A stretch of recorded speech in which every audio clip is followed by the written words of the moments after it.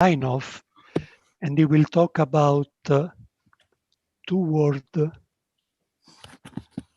Well, I cannot read the title because it's called two-word gravitational wave models informed by scattering. I'll tell you after half an hour where. Okay. Okay. Yeah, thank you. Yeah, I'd like to thank the organizers very much for the invitation. It's really a nice workshop, and it's nice to see so many nice work being done in this area. And yeah, I'd like to give a bit of an overview of some of the work we've been doing at our institute, the Albert Einstein Institute, and also in collaboration with people at the Humboldt University.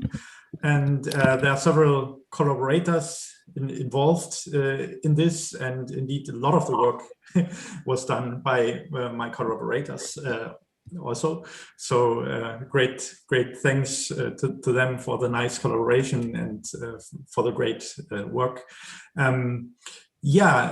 So can you see my pointer, the mouse? Yes. Yes. Cool. Okay, very good. So let me start briefly by flashing one of the motivation to do gravitational wave science and to look at gravitational waves. So these are now a new way of observing things in our universe, in particular in spiraling compact binaries that are emitting these gravitational waves. And from the gravitational waves, one can infer many things. For instance, one could try to get information about the population of black holes and also on their possible formation channels. One can try to test general relativity. So here there's a plot on constraints on post-Newtonian coefficients, so to say, in the waveform. One can do cosmology, for instance, trying to measure the Hubble constant, and one can try to learn something about the matter inside neutron stars, for instance, via tidal interactions and tidal deformabilities. And I've also increasingly been involved in testing gravity, in particular on the data analysis side, and also I like to work on waveform models, including tidal effects. But in this talk, I will not focus so much on that. But if someone is interested in discussing these things during the workshop, I'd be also very happy to do that. Now, in order to do all this great science, one needs predictions for gravitational waves.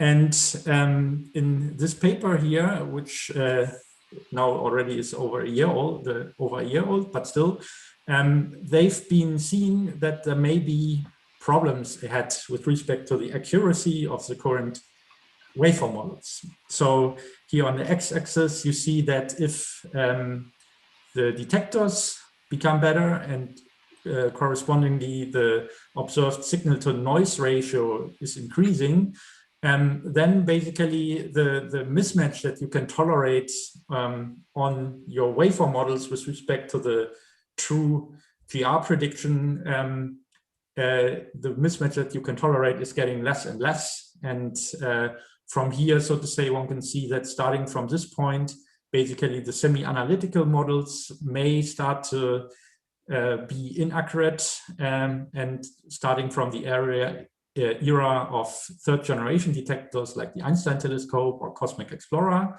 even the numerical relativity simulations and the accuracy of them may not be good enough. And of course, that may be a problem, because then on top of the statistical noise fluctuations and uncertainty associated with that in your data, you may have a systematic error in your predictions. And then the question is if you can still do all the things on the slide.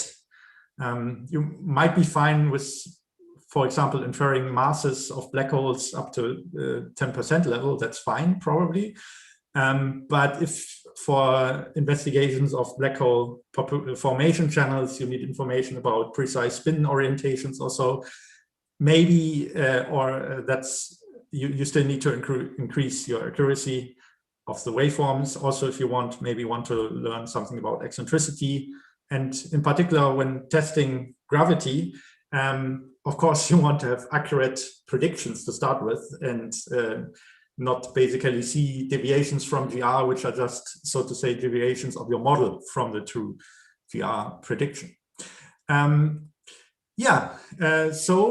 let's then look at the methods that one usually uses to do such predictions. So there's a post-Newtonian, for instance, approximation, the small mass ratio approximation, and full numerical simulations. And here in this plot that Harald also showed yesterday, you see, so to say, where each of these methods is most applicable.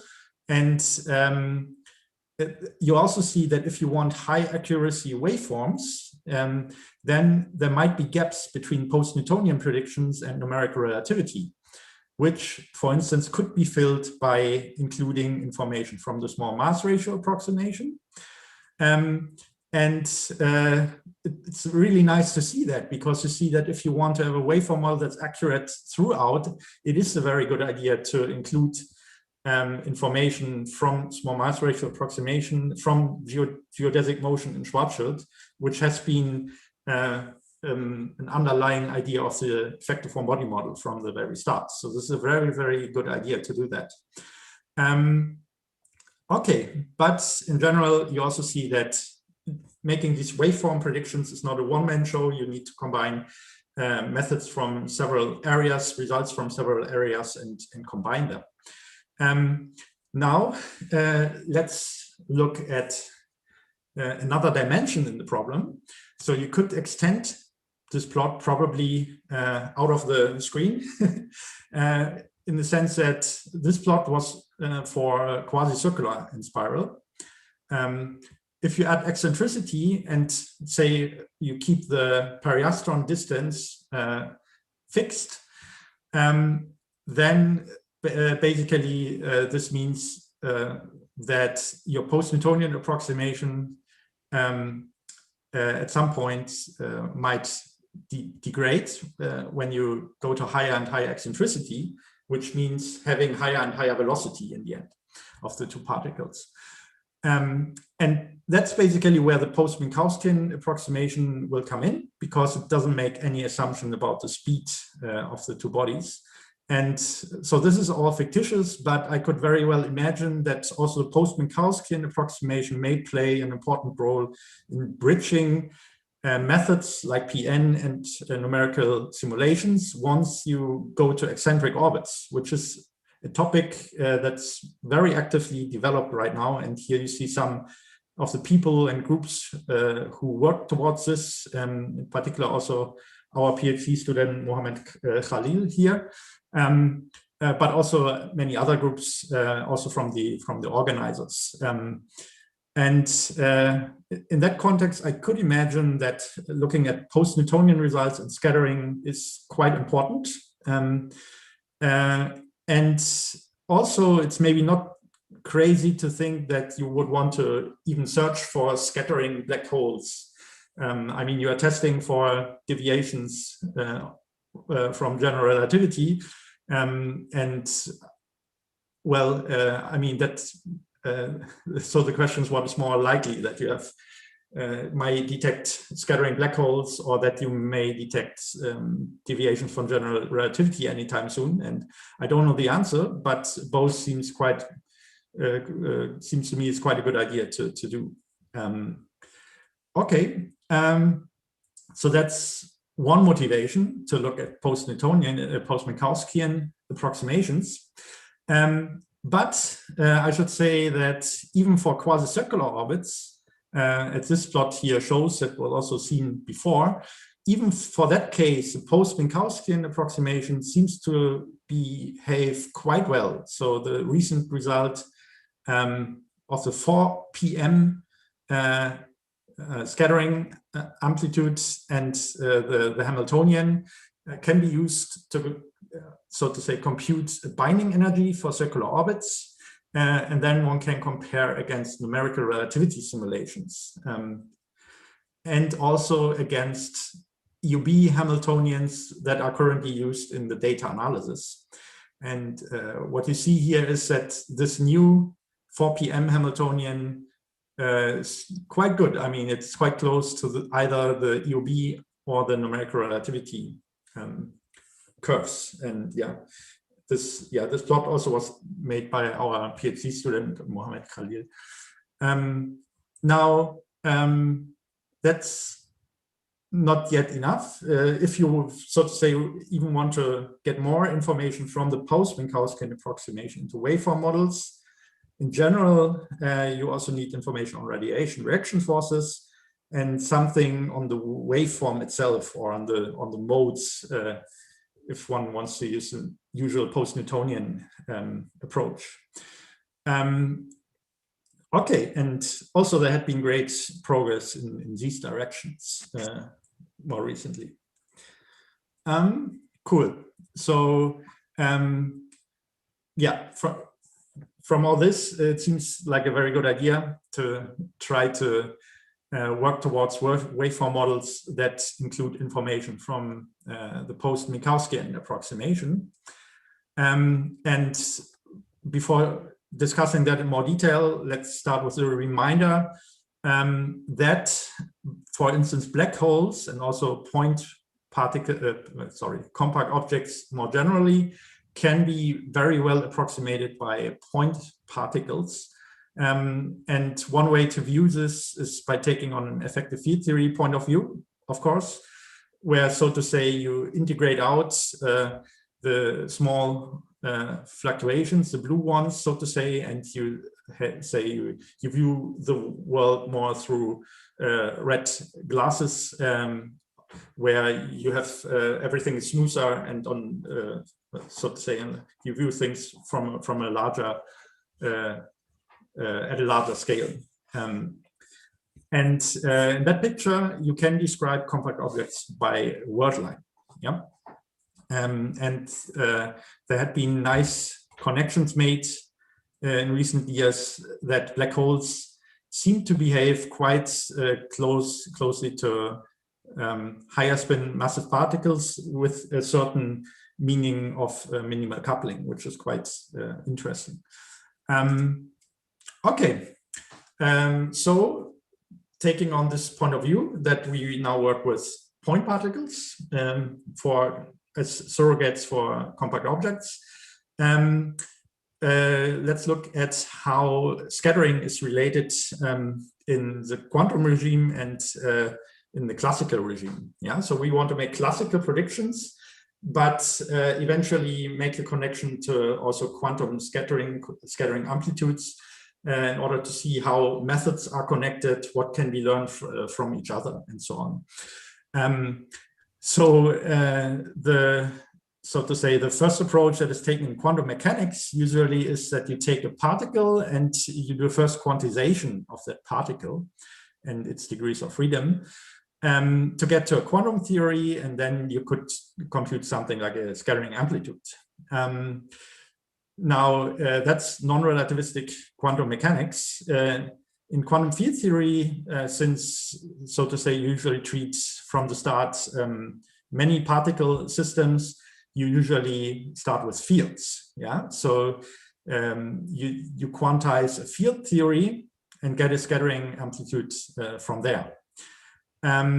Now the two are of course related. So first of all, either way, if you do first or second quantization, if you do it right, you end up with the same quantum theory and with the same prediction for scattering amplitude. But so to say, going more directly from the field point of view to the world line involves further steps. So first of all, you should build wave packets in the sense that, say you have wavefronts at energy E and at energy E plus delta E, then you want them to behave in a way that they intersect at certain points, where then you correspondingly have constructive interference and you approximately have destructive interference everywhere else. So this in some sense then gives you your world line, where you have the highest probability of detecting the particle. So that's one thing. You need a wave to build wave packets, at least on a conceptual level. And on a more technical level, you could do an Eikonal approximation, as in geometric optics, so to say. You have a slowly varying amplitude and the phase here, which then often is called the Eikonal. And through that, so to say, by identifying this as the action, so to say, of the classical world line theory, one can make the connection between the two. Okay, so what am I getting at? So usually quantum field theory starts from the field point of view, and then you get to the scattering amplitude this way. Now, what we thought is that it may be a bit easier to try to make the connection to something that more resembles the world line from the start, and that more resembles the first quantization approach of non-relativistic quantum mechanics. And then, so to say, get to the classical limit maybe in a nicer way. That's basically what this world-long quantum field theory approach is about, that I will come to in a second. But first, let me also recall that there are many ways to make the connection between amplitudes and classical physics. You can match Hamiltonians, you can directly go through the Eikonal approximation, you can look at Lippmann-Schwinger equations, and so on. And there's a lot of great work in all of these areas. One thing that I would like to highlight, because it also more directly relates to what we have in mind, is that you can, so to say, write classical expectation values in terms of amplitudes, in this KMOC formalism that was also extended to spin in collaboration with Justin. Okay, so yeah, so let's go into the details of what this world-long quantum field theory is all about. And as I said, it's a bit like trying to get to a first quantization picture of the quantum theory of the amplitude. And you can read about it in these papers here. Yeah, it's also related to other work working with world lines, in particular the work by Raphael and his group. So in the end, it somewhere ends up in the same place. But we, so to say, want to make the connection to the amplitudes a bit more explicit from the outset. Okay, so how does it work now? So we start conceptually with a Feynman-Schwinger proper time representation of the dress massive propagator, yeah, which you can see here. So this involves already a path integral over, so to say, over a world line. Yeah, so it's very close already to what you expect from a first quantization approach. But there is this extra stuff here, so it's not exactly that. It's a bit more, if you want. This map, so to say, this expression is very generic. So it's in principle also valid for computing quantum corrections, of course. And you also see that the map is non-trivial once you have a coupling. For instance, here, if you put a coupling to the Ricci scalar here in the original equation or in the original field theory, then basically you also get it on the world line, but with a different prefactor. Yeah, so it's not a really trivial map. And on top of that, if you want to make sense of this path integral in a covariant way, you have to introduce, for example, these Li-Yang ghosts. None of these will be relevant in the classical limit, but this is just to say that this is more than just the classical limit, so to say, this connection between the amplitudes and a world-line quantum field theory. Okay, so pictorially, let's write the stress propagator like this, or for short like this, right? So the metric is in here and eventually the curvature. And if you do a perturbative expansion, then you can have arbitrary number of gravitons coming out of this, so to say. Yeah, it's a stress propagator with all the interactions included.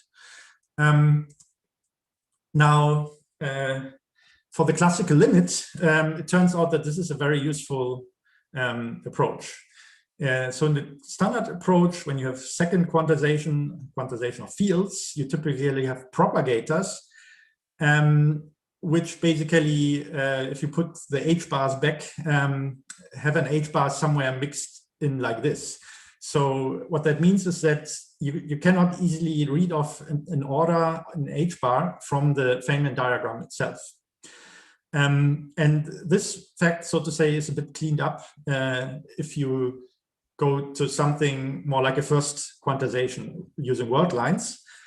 Because what we can do now is we can basically split off the straight line motion when you have a scattering of two particles, so to say. Then first order, we say, okay, they move along a straight line. And you only quantize or integrate out the fluctuations about that, or the deflections. Yeah. And that then really helps in making the counting in h-bar manifest at the diagram level. So you can rather easily take classical limits in this picture. And pictorially, we denote it like this. So basically, a gray line here is a straight line motion. And the deflection here I draw as a solid black line. And remember that for the gray lines, there's nothing propagating. Yeah, so it's only the z that is quantized, that is fluctuating. Yeah. So this is nice when one tries to make a connection, for instance, to something like an Eikonal, which one could understand as a Fourier transform of the amplitude so to say, from the transfer momentum to the impact parameter space. Then if you take the classical limit, you see that there are several diagrams, so to say, which in our approach can be exponentiated, like this, and this exponentiates to this one. Yeah, and the reason why this works is basically because here we split off the straight line motion and there's nothing propagating along here. So it's basically disconnected, essentially, and you can exponentiate it. Just like in a normal way, also how it usually happens when you work within the effective field theory approach and you compute potentials. It's kind of the same idea, or the same algebra. So what we can do is we can directly get an expression, or we can get diagrams for something like an Eikonal, and then basically plug in our Feynman roots and compute that quantity. One of the properties, for example, is that you can take a derivative of the Eikonal with respect to b, and you get the change in the momentum, the deflection. Yeah. So more generally speaking, the Eikonal encodes observables. Which is quite nice because it's a scalar quantity, and yeah, that is very nice. And it's easier to see this connection when really working directly from the amplitude, because it's an object also that's usually defined starting from the amplitude. And another nice thing is that it's also very closely related to the radial action and things like that. And maps to bound orbits are known and possible for that also. So it also can be used to connect bound and unbound orbits. Okay, but you can also do more in this worldline quantum field theory. For instance, you can compute radiation. Radiation, so to say, leading order, when you neglect, say, radiation reaction itself on the motion of the two bodies, then you can just take a 5-point amplitude essentially, and take, so to say, the outgoing graviton on shell as usual. That kind of gives you the radiation already. But what we saw is that the calculation somewhat simplifies if you take the Fourier transform in the frequency of the outgoing graviton, and you go to a time domain waveform. So you have the waveform, the gravitational wave, as a function of time and not as a function of frequency. And yeah, I mean, you can write down the diagrams within our world-line quantum field theory approach. Nice thing is, at leading order, so to say, they're just 3 diagrams in the classical case, essentially. One of them immediately can be seen to be 0. If you go in the rest frame of black hole 1, so to say, there's no contribution from the deflection of the black hole 1. So that's nice. So you basically only have 2 diagrams left. But solving them is somewhat non-trivial in some sense. Because, so one way to understand it is that if you look, for example, at this diagram here, it basically gives you 2 black holes moving on a straight line. And then you have the field of the 2 black holes interacting at some point and generating a gravitational wave from there. Yeah, that doesn't sound too bad, but of course the problem is the black holes are could be moving at very high speed. And what then happens is, if you think of the problem in terms of field lines, is that the field lines of the black holes get squashed together. So the field looks somewhat anisotropic. And this is exactly what happens, and what you can see also in the Feynman rules, basically, that in the rest frame of the individual black hole, the world line has a kind of Coulomb-like potential. But then, of course, the black hole is moving. So the Coulomb-like potential is squashed together and becomes anisotropic. And in the Feynman integrals, this then is represented by the fact that you have propagators which are not isotropic. So they are not just P1 over P square, but there's a matrix in between. There are other ways of treating this problem. So you could also have delta functions in the integrals, which somewhat encodes this structure, or which encode the fact that the time component of the graviton momenta coming out of the black holes is 0 in the rest frame of the black holes. So you have a Coulomb potential in the rest frame. And these deltas then can also be handled in different ways. So by this also called inverse unitarity, for instance, where you more view them as similar to cuts in the integral. So that's a different method, but we did it, so to say, more this way. And the point is that at this order, at least, that's still fine. And even if you have these modified propagators, for instance, you can still solve them. You can use just the normal Feynman and Schwinger parameters to solve the integrals, where, of course, then you eventually have to do Gaussian integrals involving such matrices. So you have to invert that thing, but that's possible. Okay, so in that way, we basically reproduced an older result by Kovacs and Thorne in a rather efficient way, we would say. And I think the old result was somewhat going over a page or so, and ours is not completely super nice, but it's already a lot more compact than that. Okay, so that's nice, because in some sense, the waveform is actually what you observe, and this basically contains already everything. So if you just want to observe the waveform, in principle, this is, one might think this is everything, right? So you don't really need to know the deflection of the black hole and things like that. It's all already included, and this is the final observable. But I should say that this, in principle, also is only valid for small angles, since, so to say, G, the gravitational constant, is always expanded out completely.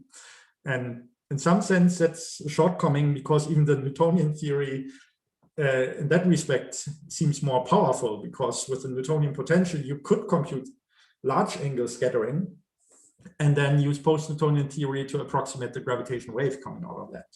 So there's still maybe more. You have spoken half an hour. Okay, good. Yeah. So there's maybe still more to think about of how to use these things in gravitational wave models. Okay, now let's have a brief look at radiation reaction, which is another important ingredient for a waveform model. So this is mainly work done by our student Sakis and also Justin. So after thinking for quite a while of how to get to the radiation reaction and complete our UB waveform model with post-Minkowskian radiation reaction, somehow we ended up going back to the completely classical approach, because so at least as a to explore it a bit more, because it seemed really hard to get it from amplitudes. And I'm happy to see that there were recent papers making important steps in that direction, but still it seems worth to reconsider that. And for starters, if you look at the linear theory, like linearized gravity or QED, then it seemed to us that the classical approach in the end really is quite efficient, at least compared to our other attempts.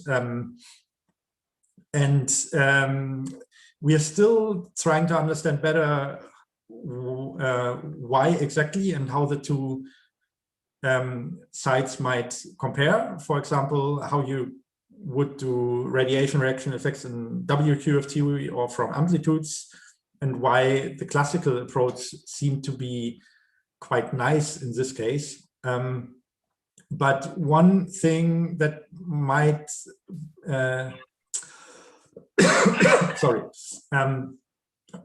might lead to that is that in the classical approach, you can often in linear theory split off the self interactions from the very start. Yeah, and then you can just iteratively compute deflected world lines. Yeah, so deflected world line creates a field that deflects the other world line, and so on. And that works quite nice, and it only, so to say, involves one-dimensional integrals, and it's a bit like, probably if I would try to put it in words, it looks a bit like an off-shell recursion, if you want, because we are computing a deflected world line, which is kind of an off-shell quantity in the sense that it's more than just the final deflection. And so to say, one reuses that quantity in order to do the next step. And this is what seems to make it rather efficient. So one thing we wonder about is there an analog in the amplitude community, or is this something, so to say, that's where the amplitude calculations could learn from classical calculations? And I think Thibault also made similar comments in his talk on computing radiation reaction with purely classical methods. Okay, then we are also very eager to extend all of this to spin. So that again is work together with Humboldt University, with our student Gustav Jacobson and our postdoc Gustav Mogul in particular. Yeah, who I forgot to say, they also did a lot of the work for the radiation, and of course also with Jan Klefka. Our first attempt to include spin was to take what is known in EFT, in the effective field theory, as discussed yesterday in Michel's talk. Now, that was working, but the additional thing that we now have to do is we have to integrate out also the degrees of freedom along the world line. Yeah, so the spin, and in particular also this frame, which kind of encodes the orientation of the body. That's working fine, but it seemed to us that this approach is a little bit clunky and there should be a better method. And also in the original spirit of this worldline quantum field theory, where one, so to say, tries to first get a Schwinger proper time representation of a field propagator and then translate that into a worldline theory, we were looking into other options. And one option that is much closer to quantum field theory would be by using Grassmann fields on the world line. Yeah, this is much closer to Fermion field theory. So what we then did is we actually use anti-commuting Grassmann fields on the world line, and you can define your spin then in this way. But otherwise, it's then still very similar to the EFT approach. It's just that you have a different representation. So a different fundamental degree of freedom representing your spin instead of the frame, so to say. And that then was working quite nicely. I mean, yeah. And there were other things popping up, so to say. There's a lot of literature also on this, on using these Grassmann variables on world lines, as there are many other papers on how to treat spin, I should say. And what these papers suggest is that one can make a connection also to supersymmetry on the world line, which seemed quite interesting. And indeed, if one now goes to higher orders in spin, so going to spin square, this turned out to be quite fun, because if one takes the action that has an n equal to supersymmetry, one was getting exactly the right quadrupole coupling that corresponds to a black hole, which is quite interesting. Whereas if one adds another coupling then corresponding to non-black holes like neutron stars, then this breaks the supersymmetry. So of course, then maybe one starts to wonder, okay, can one get higher orders in spin in a similar way? And is there a symmetry principle that leads to the black hole case? And that doesn't seem to be quite the case. So I think the SUSY story actually stops at n equal to 2. So you can't get the spin to the 3 couplings in a similar way, probably. But maybe there's something else here. So the supersymmetry, for instance, in some sense, maybe enhances the unitarity or say quantum consistency of the theory. So perhaps there's an analog to that when going to higher orders in spin still. It could also be that there's a different symmetry still that basically singles out the black hole action among others. Also in the WQFT, one can compute you have 3 minutes. 3 minutes. 3 minutes. Okay. In the WQFT, you can compute an Eikonal. And this also works, it seems to work for spin. We are still working on it. But that's quite nice because you get more and more observables when adding spin, right? For instance, this is delta S, whereas the Eikonal is a scalar. So it's still one quantity that you need to compute if you use that approach. And also getting leading order radiation seems to be fine. There are no new integrals, but of course more complicated numerators, the usual problem when working with spin. Yeah, but yeah, we are still working on all of this, and yeah, it seems quite fun. And, it's nice to, so to say, go through older references that you never thought would be related so much to black holes, and are more in the particle theory area and related to SUSY, and now you see connections to black holes popping up. That's quite fun. Let me briefly say something about so to say, looking for structure, which is also always something that people in amplitudes like to do. So if you look at the structure of the diagrams in WQFT, you can also rather easily see the scaling in the masses, which is basically underlying, in some sense, it's one ingredient of this tutti frutti approach that say, by looking at the scattering and the scaling of the contributions in the masses, you can see that leading and next to leading order results can be followed from test body motion, and next to leading and 3LO can come from first order self-force corrections and so forth and so on. This was used then by us, in particular our two students, Andrea Antonelli and Mohamed Khalil, have been working out the N3LO spin orbit interaction, basically by combining this a result on the mass scaling for scattering with self-force results. And the original derivation, so to say, was not using this WQFT diagrams, but I'm just saying one can easily read off the mass scaling from there. Okay, and here are also some plots on the relevance, so to say. So the new result is here, and in principle we want to get here to the blue curve. So it's a good step forward. Okay, so maybe let me wrap it up.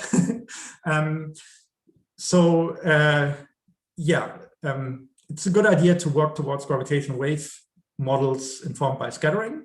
And traditionally, the ingredients that you need are listed here. And we're getting quite close to having post-Minkowskian results for all of them in a usable form. And then one can put everything together and see how it improves the waveform models, which is great. Another thing to think about is maybe if there are different building blocks that can be used. So it seems that instead of using potentials or radiation reaction forces, that, for instance, the Eikonal might be a very nice quantity to encode all this information, and also more gauge invariant quantity. I'm not quite sure what one would use for the waveform there. And yeah, it's very nice to see all this progress and the connections between classical and quantum physics. And yeah, I'm very very delighted to take part in this workshop and being able to discuss all these things. Thank you. Thank you, Jan. There are few minutes for question. Yeah, go ahead, Thibaut. I have just a very good talk, Jan. A question: when you said that your world-line quantum field theory amplitude exponentiates that the ladder and cross-ladder diagrams, is it because you neglect actually the quantum fluctuations and therefore you are computing the Fokker action? With classical world lines, W of j, you know, W of j equal exponential. Yeah, so for sure, if this Schwinger-Feynman dress propagators could include quantum corrections, but indeed, when we look at the exponentiation, so far we take the classical limit rather early. So, but of course, it's a little bit more than just the Fokker action, because it's a Fokker action where you also take the word lines on shell, right? But in some senses, it's exactly what you say. So it's a Fokker action, but then also you solve for the word line motion. Okay, thank you. Yeah, right. Yeah, Gregor, go ahead. Hey, Jan, thanks for the talk. Hey. I was wondering about your Eikonal. I mean, we struggled a lot to make it work. And I mean, have you been able to make it work at 3 p.m. at home to really compute the Eikonal action and check it? So I'm still confused how it can work. I don't understand, to be honest. Yeah, so we also still have some problems there. We are not quite sure. So there's one subtlety that maybe I should have mentioned that is related to boundary conditions. So since here we start from an amplitude, basically we work with Feynman propagators throughout, or at least time symmetric propagators.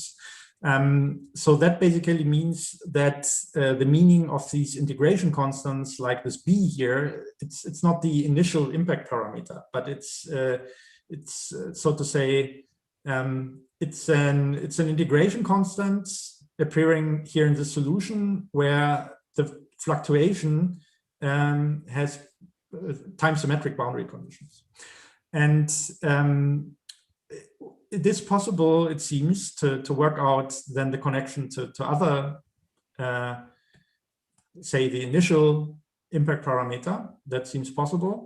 But currently, we also see that at 3 p.m. there seem to be some divergences cropping up, and we are not quite sure what the interpretation of these are. If, for instance, maybe we should include also radiation to cancel them, or if something else is going on, so that's not quite clear.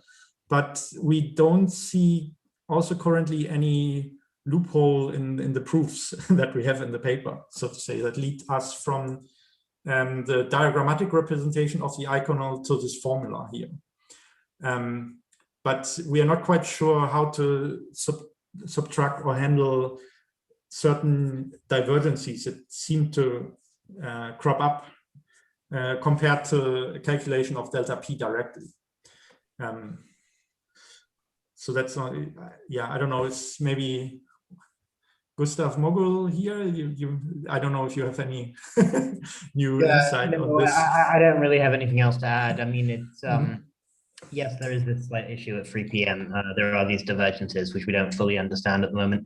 I mean, my best guess is it possibly has something to do with radiation reaction at this order. It may be that when you, so far we've only used the integrals in the potential region rather than in the full soft region. It may be that when working with the Eikonal, one has to use the full integrals in order to get a finite answer. Yeah, but shouldn't it be able to just target the potential region? No. I mean, that should be possible. Just if I'm just thinking from the amplitudes point of view. Also there, they can just target the potential part, and that should some way, at least you should be able to somehow handle the divergences, subtract them in some way, and then just find the potential conservative contributions. At least that's my understanding at the moment, that you really should see that. I mean, that's my naive understanding as well, but I mean, if you know something that we don't, this is we're looking at it. Sure. We're doing the same calculation. I mean, Jan didn't mention this, but we are doing exactly the same thing, right? So this has to be pure potential. This has nothing to do with radiation, right? And this is not the Eikonal, and you can see it factoring out. It doesn't factor out. Okay, we can discuss this during the workshop. I think I know what it is, but we can do it later. It has nothing to do with radiation. Cannot possibly have anything to do with radiation. You're doing the same calculation that we have. Literally the same. You iterate the Green's functions that we solved through the Euler-Lagrange equations, but you're doing the same, right? I mean, the propagators are different, but yeah, we can talk about that. Different. They're the same. You're solving the motion iteratively, right? With this line that are the functions of the solution of the equation of motion that we solved through Euler-Lagrange equations. But you're doing the same. You're summing the iterated Green's function that we solved through the saddle point. So we are doing the same calculation. You're doing the same calculation that we are doing. So you should reproduce the same answer in potentials only. This has nothing to do with radiation, right? Well, and I mean, this is what we do, what we can do. I mean, we can get the correct answer for delta P if we, so to say, use retarded Green's functions throughout. No. You get a two-loop answer? Do you reproduce our results at two-loop? Yeah. Okay, it's just the problem is in the Eikonal and in the interpretation of that. I think. Exactly. That the question I'm asking is not you'd reproduce our result by doing the delta P directly. That it has to work. But I'm saying, do you reproduce the Eikonal? D by dB gives you the delta P or not? Well, as we said, we still have to figure out how to interpret this divergence that we find there. Okay, we can talk later. Right. So is that radiation reaction we know how to do. Maybe I didn't understand what you were saying. We have done it in NRGR, and I explained how we're going to do it in post-Minkowskian too. So is there anything new that you're saying there? Sorry, I missed it. What are you saying that we cannot do in post-Minkowskian radiation reaction? No, I didn't say how that. we do the informalism for the radiation reaction, right? That's how we got the tail, for example, right? The conservative tail with the flags coming back and so on, right? So in post-Minkowskian, it's going to be the same. So are you saying that there is an obstacle in post-Minkowskian, the radiation reaction? What? No, no. It's just that for this quantity, for the Eikonal, we are not quite sure how to interpret the result yet. Okay, that's all. I mean, in the sense that here, from the outset of the calculation, one should use Feynman propagators throughout. But the interpretation of the outcome is not fully clear to us, and whether one should maybe include radiation in the Eikonal, either by using something more like in informalism, for example, or something else. We're not sure yet. And I should say we also maybe haven't looked at it.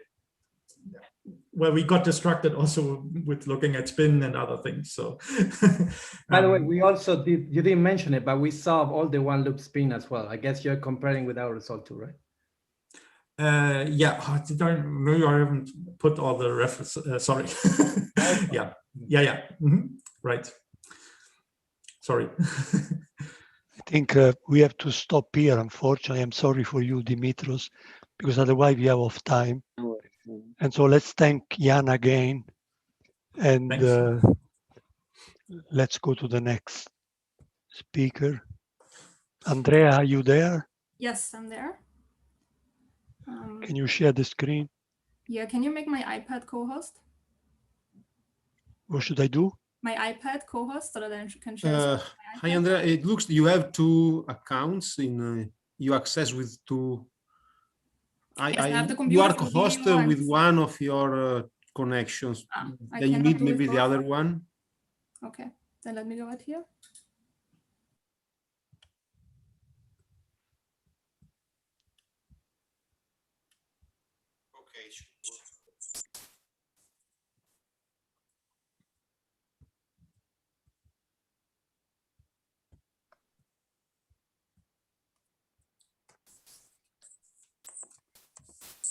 Okay. Okay.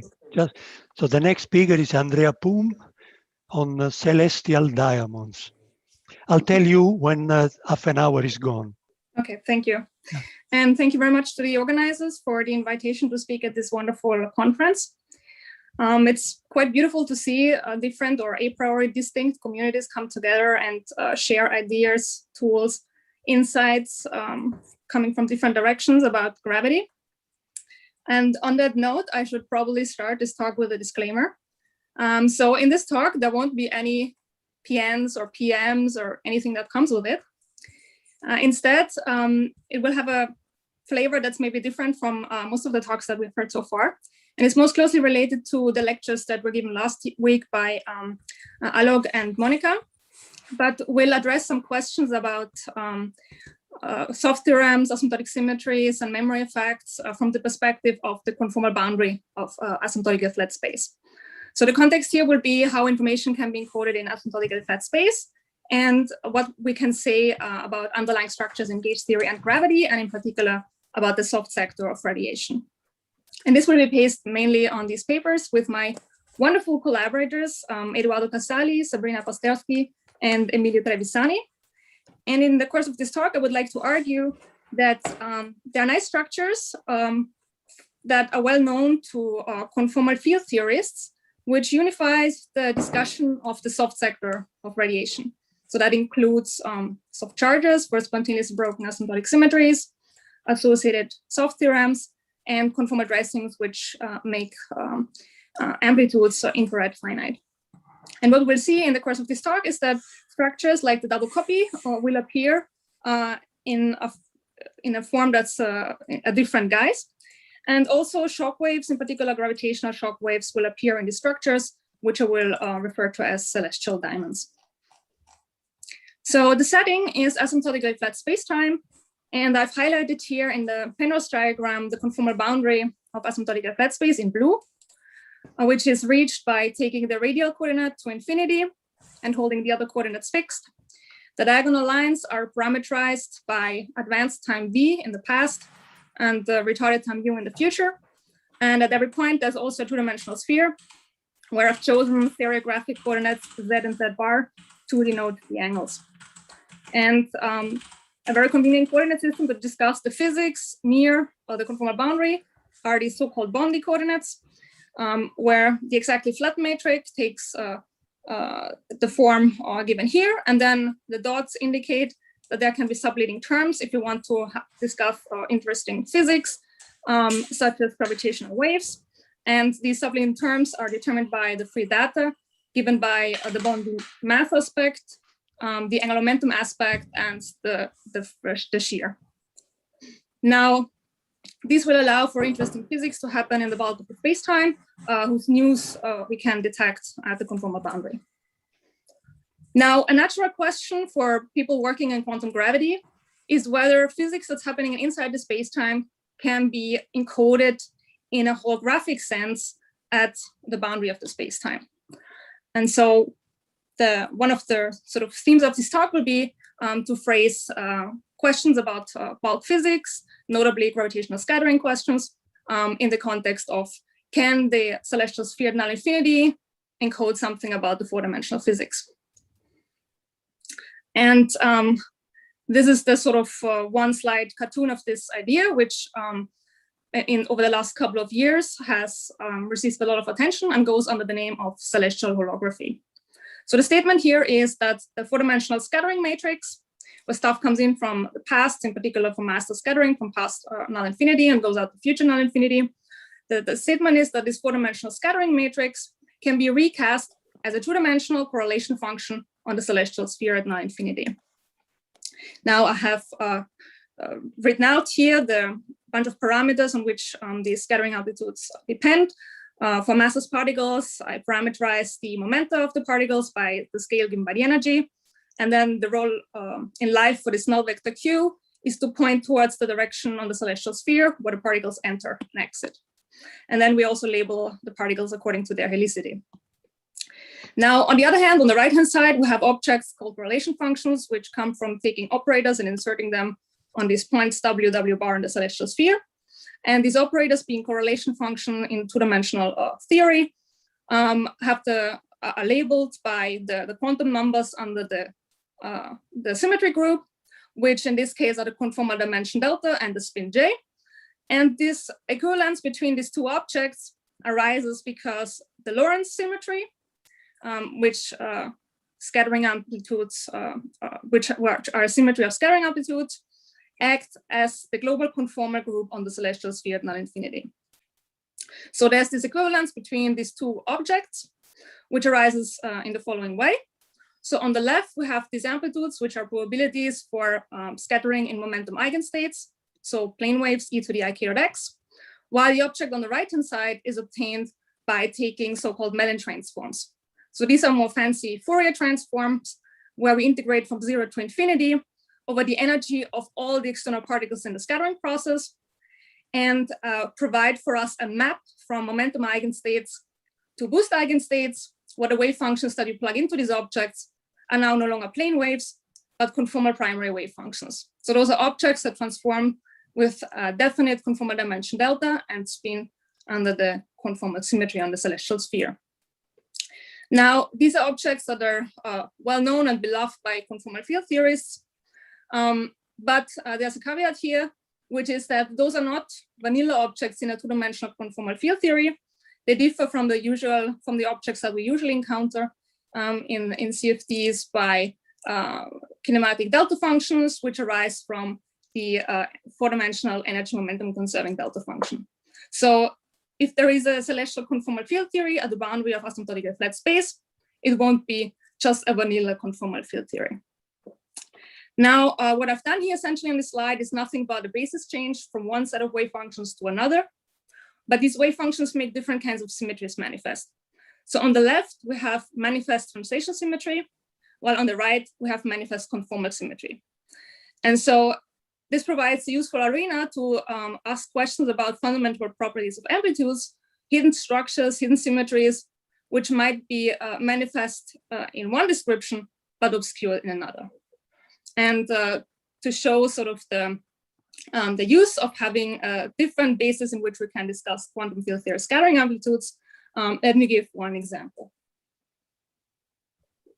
So this relates to a theme that has already occurred in several talks in the course of this conference, notably in Swiss talk, which can be phrased as the slogan that gravity is gauge theory squared. So I'm doing this very schematically. On the left-hand side, I've written schematically the amplitudes for n gluons in Young-Mills theory and for n gravitons.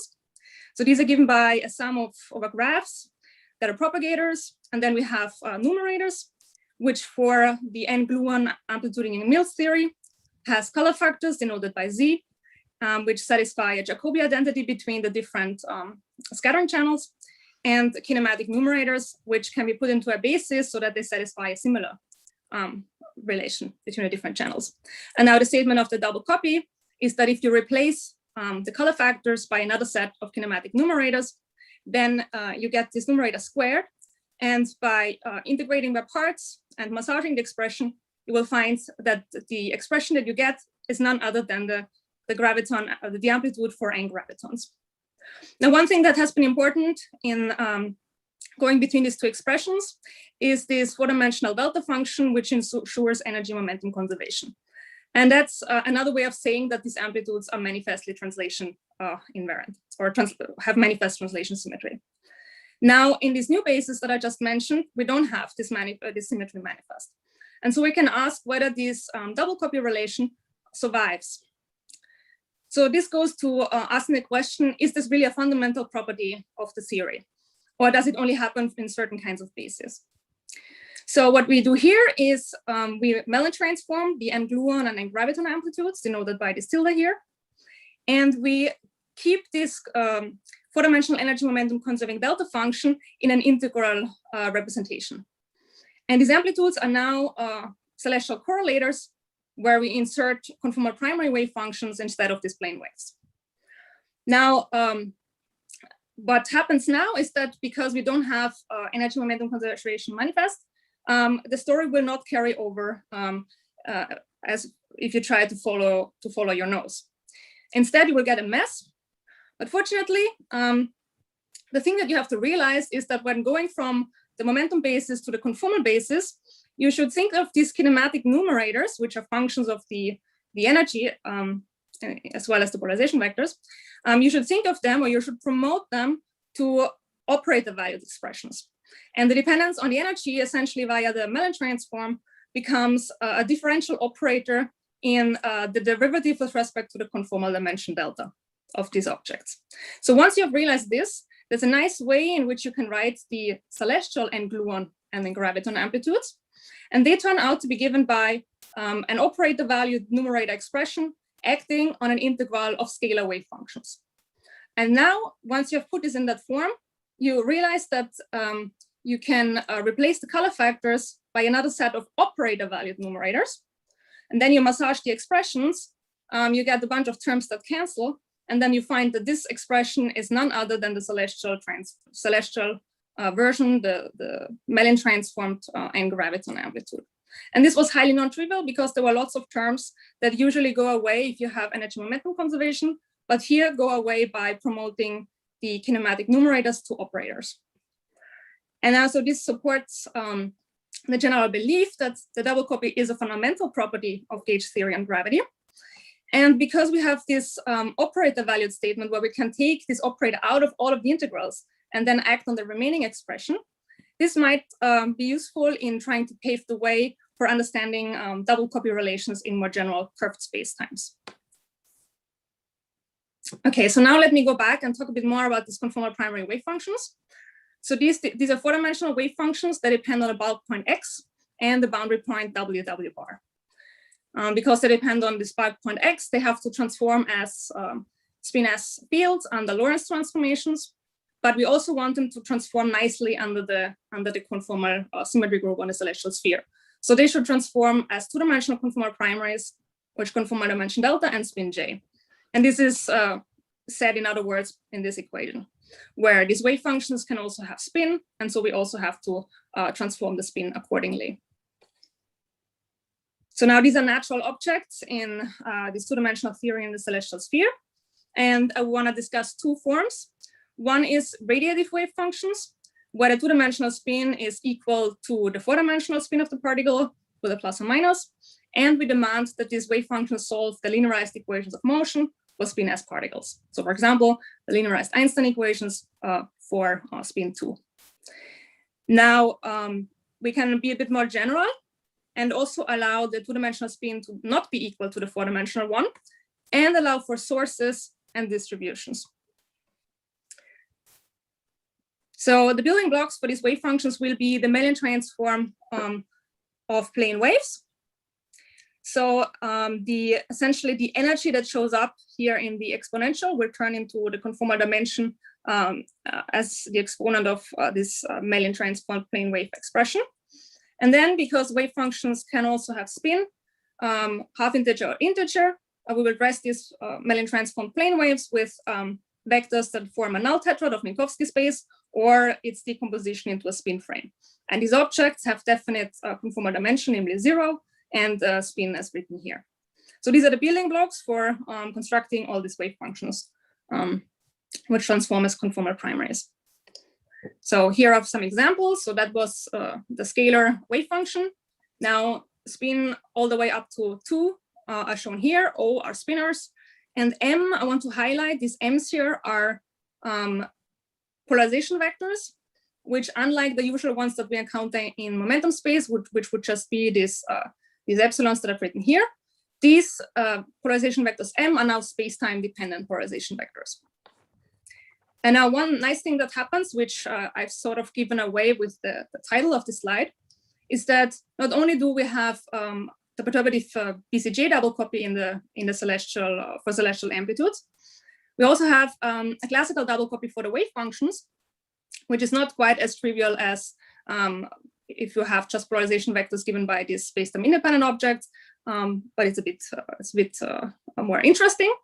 And it turns out that the integer spin wave functions satisfy a Kerr-Schild double copy.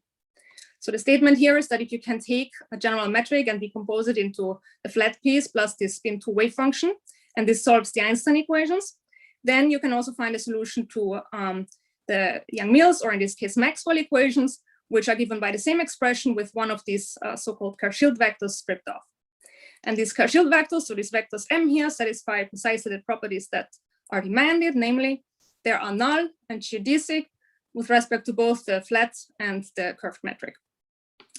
And so what we find here is that these spin 2 wave functions are not only solutions to the linearized equations of motion, but actually our exact solution to Einstein's equations. Moreover, we can compute the Weyl scalars and find that they're of Petrov type n, and given by this expression, from which we see that when delta equals 0 or 1, these reduce to Petrov type O. And I will get back to these special values of delta equals 0 and 1 in a minute. Okay, now since we're talking about Mellin transforms of plane waves, maybe a bit more complicated because of the space-time dependent polarization vectors, but still maybe this double copy structure is not too surprising. But we can do something a bit more complicated here, which is we can allow for wave functions with distributional support and logarithmic terms, so we can allow for non-analytic wave functions as well.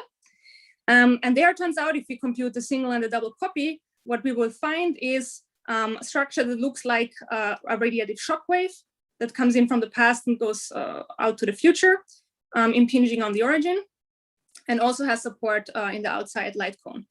And these shock waves produce a shift at the boundary at null infinity and are therefore associated to memory effects. Now, something even more interesting happens if we consider other exact solutions to Einstein equations. So, for example, the Eichelburg-Sexel shockwave or ultra-boosted Schwarzschild black hole turns out to actually be given by a generalized conformal primary metric. So that has 2 indices, so the 4D spin is 2, but the 2D spin is 0 and the conformal dimension is -1.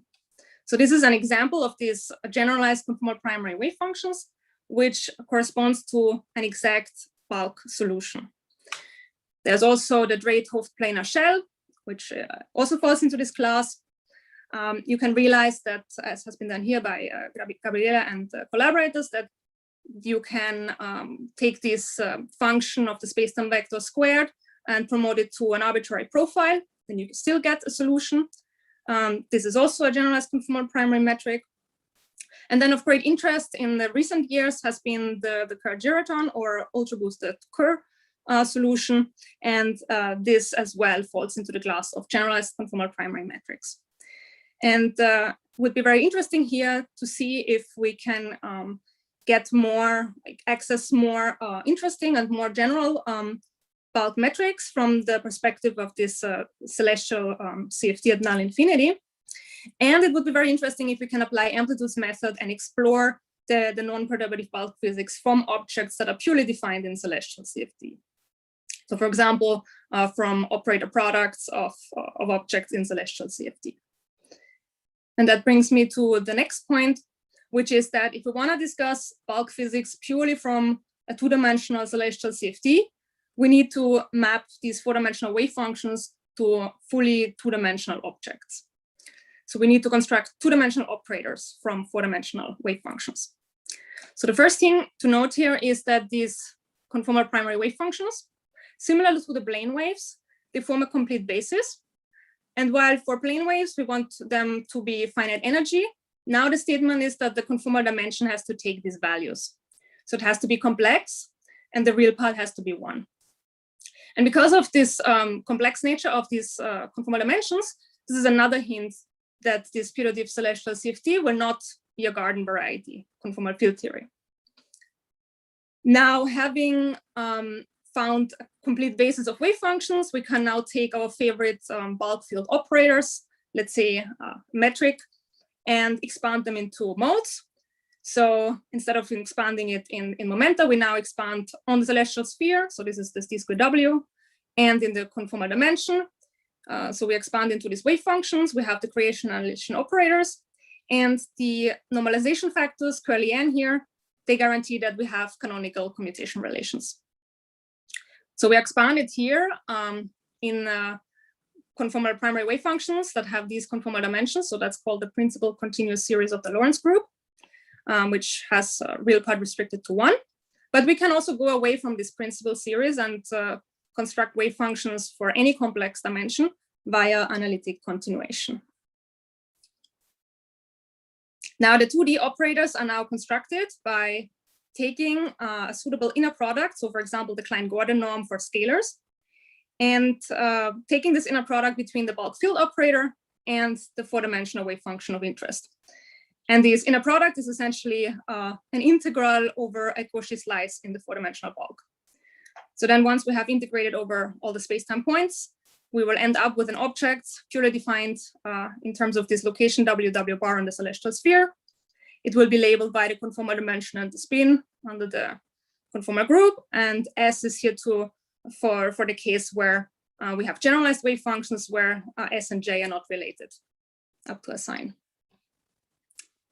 Okay, so now I want to come back to these special values that I mentioned before, where we had special real values of the conformal dimension that turned these Petrov type N solutions to Petrov type O. So it turns out that if we take these conformal primary wave functions and take delta to take certain half integer values in the real numbers, then, so this is, we termed this conformally soft limits of these conformal primary wave functions. Then the wave functions are related to generators of asymptotic symmetries. And by these, I mean the BMS super translations, super rotations, and other symmetries for other spins. So in this table, in the first table here, I've shown the spin 1, spin 3/2, and spin 2 wave functions and what symmetries they correspond to when delta takes special values. So I highlighted here the one where delta equals to 1 for spin for the vector and the metric, which give rise to a so-called soft photon current J and a super translation current P. And it turns out that these wave functions here that give rise to a large U1 gauge symmetry and super translation symmetry are related via the Kerr-Schild double copy. And so in this sense, we can say that BMS is large gauge symmetry squared. And this has already appeared in work by Donald and collaborators. And here we see it as a special case of the double copy for conformal primary wave function of any conformal dimension. Now, there's another conformal primary that's special for the metric, and this mode is related to a diffeomorphism symmetry. There's also a double copy of a spin 1 field, but now the spin 1 field that it's related to is no longer at the same level of these wave functions. So the first table here corresponds to the leading soft theorems in gauge theory for the gravitino and for the metric, as well as the subleading soft theorem. And the subleading soft theorem for gravity is related to the subleading soft theorem for gauge theory, where this table at the bottom here is special because now these objects can no longer be written as total derivatives, unlike the ones in the top table. Okay, so then in CFT, there exists another integral transform that's called the shadow transform, which essentially maps an operator or a wave function to another operator or wave function where the 2D spin gets flipped and the conformal dimension gets shifted and flipped. And then we can write a similar table with special values, where now I want to point or draw attention to this metric mode that has conformal dimension 2, because this mode gives rise to a stress tensor in celestial CFT. The other things that we can look at look at amplitudes where we take collinear limits. Collinear limits on the celestial sphere mean that we take operators at points W and Z close. So in terms of CFT language, this means we compute the operator product expansion. And for the stress tensor, which arises from putting into the amplitude 2 gravitons with conformal dimension 2, this turns out to give the expected operator product in 2D CFT, except for the fact that the central extension is absent.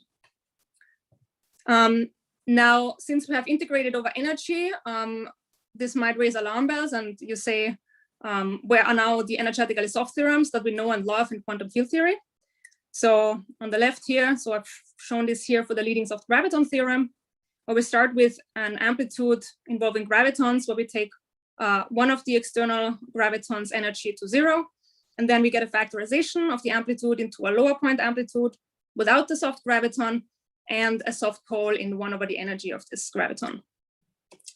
Now, this universal factorization structure is not lost, even though we integrate over all the energies and the notion of soft energy is lost. But nevertheless, we have a notion of conformally soft, namely the one that I've given before, which means that for celestial correlators, we now have to take the conformal dimension to take special values. Turns out that for the leading soft graviton, so Weinberg's theorem, the analog for celestial correlators is to take the conformal dimension to 1. And the factorization is not as straightforward as in the momentum basis, but instead, when we factorize this into a lower point correlator, we also need to shift the conformal dimension of each of the other operators in the celestial correlator. And this can be understood by looking at the OPE of this super translation current that I've introduced before, which in the momentum basis gives a factor of omega. But once you integrate over the energies, this turns into a shift in the conformal dimension. And so this is where this comes from. And so naively speaking, factorization theorems that depend on the notion of energy might not appear, but nevertheless they do.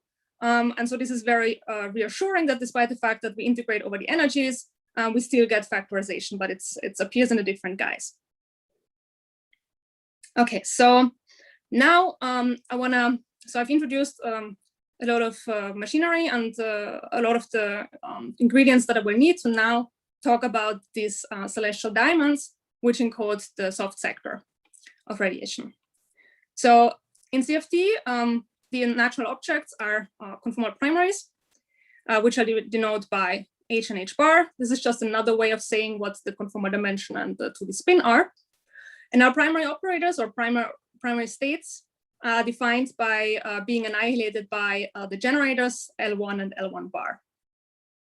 We can take descendants of primary operators by acting with the generators L-1 and L bar -1. And then it turns out that these descendants are primaries themselves if the original conformal weights H and H bar satisfy certain or take on certain values. So let's say we are in the situation that they take on these special values, and we start with a primary operator. Now computing descendants, so acting with L-1 and L-1 bar, amounts to nothing else but taking derivatives with respect to the angle coordinate on the celestial sphere. So after a certain number of taking derivatives, we will hit another primary. And these primaries on the left and on the right are related by this nice integral transform that is well known in CFT called the shadow transform. And then we can take further derivatives until we hit another primary. And in this case, we end up with the same primary at the bottom of the diamond. And so this is this diamond-like structure that arises naturally in CFT when organizing the conformal multiplets under the global conformal symmetry group.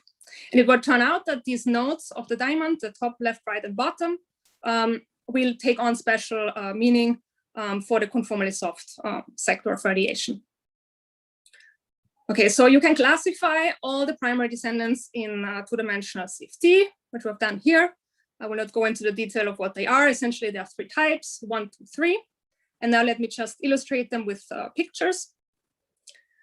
So these 3 types differ by, so let's say the primary at the top has conformal dimension delta and j, and then the ones that you get by acting with derivatives have delta prime and j prime. And now type 1, 2, and 3 differ by whether the spin of the primary descendant is bigger, smaller, or equal to the one of the parent. And so then we get different structures of descendancy. So for type 1, we start with the primary at the top and go to the left and to the bottom, to the right. Those are types A and B. For type 2, we start with different primaries and hit the same at the bottom. And for type 3, the only thing that can happen, because the spins are equal in absolute value, is that once you descend to another primary, you will just flip the spin.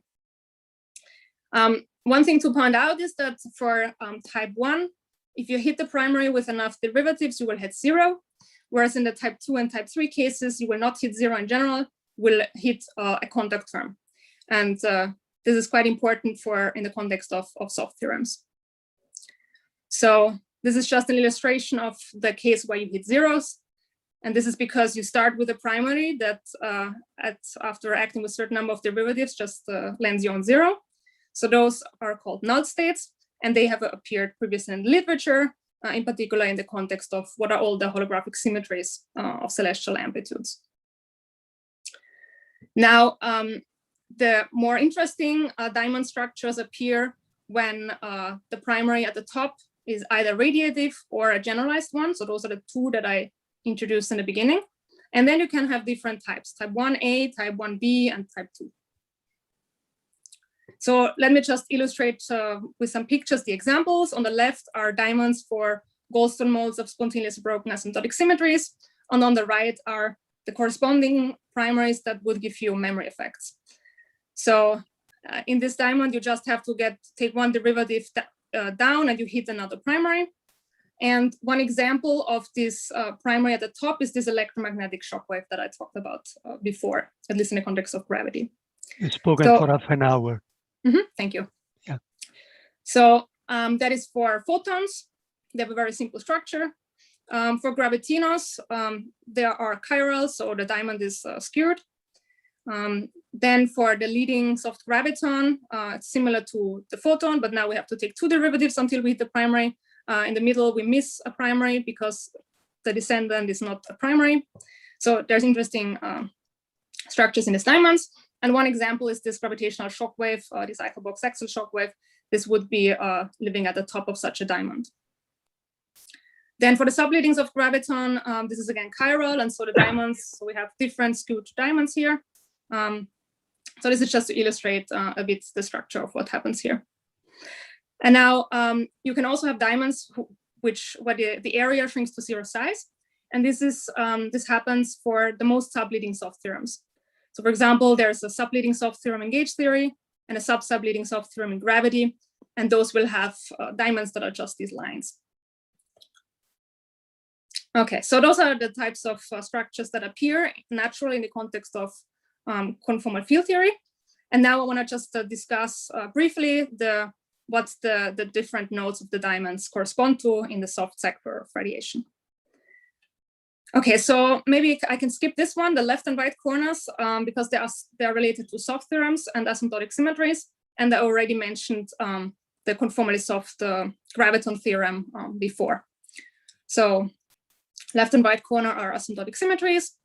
Then if we go to the bottom corner of all these diamonds, it turns out that we can write the soft charge, so the charge associated to the asymptotic symmetries in asymptotically flat space. So for example, BMS supertranslation symmetry or superrotation symmetry. Those charges are typically written as an integral over the celestial sphere. They include the symmetry factor, which if this is constant, this would just be global charge conservation. But this can be an arbitrary function of the angles of the sphere. And then there's this soft operator, which is related to the wave functions living at the bottom of these diamonds. And so, for example, for the graviton diamond down here, this would correspond to an operator that generates BMS supertranslations. And for the subleading soft graviton diamond, this would correspond to a soft operator that generates superrotations. And there are two ways we can compute them. One is via this definition that I've given in the very beginning of how you compute the 2D operator, by taking the inner product of a general bulk field, expanded into modes, and then plugging in the wave function of interest. And this way we can get a nice compact form for these soft operators, which correspond to certain limits of the conformal dimension of operators that create these particles. Or we can also get them by realizing that if you take the bulk field operator here for spin 2 and perform a certain an integral along a certain light ray, you can also project out the expressions for these soft operators. So bottom diamonds are given by soft operators that give soft charges of the asymptotic symmetries. And now the last thing that I want to mention is what the top corners correspond to. So they are naturally associated to dressings, which render amplitudes infrared finite. So that is Faddeev Coolidge dressings, which you can write down, and I've written down here the gravitational dressing for the chase particle up to subleading order in the soft expansion, but to leading order in the coupling. This was done here. And there's this function, which if you set it to 1, corresponds to a special conformal, to a special Faddeev Coolidge dressing, let's call it conformal dressing. And if you do that, you can compute this expression, P is the momentum, J is the angular momentum. You can compute what this expression is in terms of operators that appear at the top of the diamonds. So the leading dressing, which is for the leadings of gravitons, or this guy up here, was already done in this paper. And what we do in an upcoming one is give the expression for the subleadings of graviton, which corresponds to operators living at the diamonds for the subleadings of graviton. And this is interesting for both for making celestial amplitudes infrared finite, but also for looking at what are the possible central extensions of the algebra of these of the operators in celestial CFD. And so you can write down in principle two-word function or operator product expansions of these operators at the top of these diamonds. And then for the currents, BMS supertranslation current, so this is related to that, there are levels, and for the objects for which arise for the subleadings of graviton, there will be central extensions. And so this is something that we want to compute in celestial CFD to understand what this theory actually is. So let me summarize. So in the last part, I've told you that there's a natural structure in conformal field theory, which organizes the conformally soft physics rather neatly, where the top and bottom corner of the diamonds correspond to conformal dressings and soft operators, and the left and right corners of the diamonds correspond to asymptotic symmetries or soft theorems. And then I've told you that for general conformal dimensions, so this was for special values, but for generic conformal dimension, and at least for the integer spins, conformal primary wave functions satisfy classical double copy. I've shown you the Kerr-Schild form, but there's also a Weil form and an operator valued form. And if you plug these wave functions into celestial amplitudes, you will find that they satisfy an operator valued double copy. And now, maybe most interesting in the context of this conference is that there are generalized conformal primary metrics which capture interesting bulk physics, and it would be interesting to see how these metrics arise purely from a two-dimensional CFT point of view, and whether we can sort of combine tools from amplitudes, classical GR, and conformal field theory to say something non-trivial about bulk physics from the celestial holography program. Thank you. Thank you very much for your nice talk. Let's see if there are questions. Paolo, can I ask a question? I am Massimo. Hi. Yeah. Yeah. So, is there any, since there is this double copy construction that you've shown, string amplitudes to satisfy something of these properties, that is, you can represent them in celestial sphere? What's the question about string amplitudes? String amplitude can be represented in terms of celestial sphere correlation functions? Yeah, so Stieberger and Taylor computed a few years ago string amplitudes in 4 dimensions, so celestial amplitudes.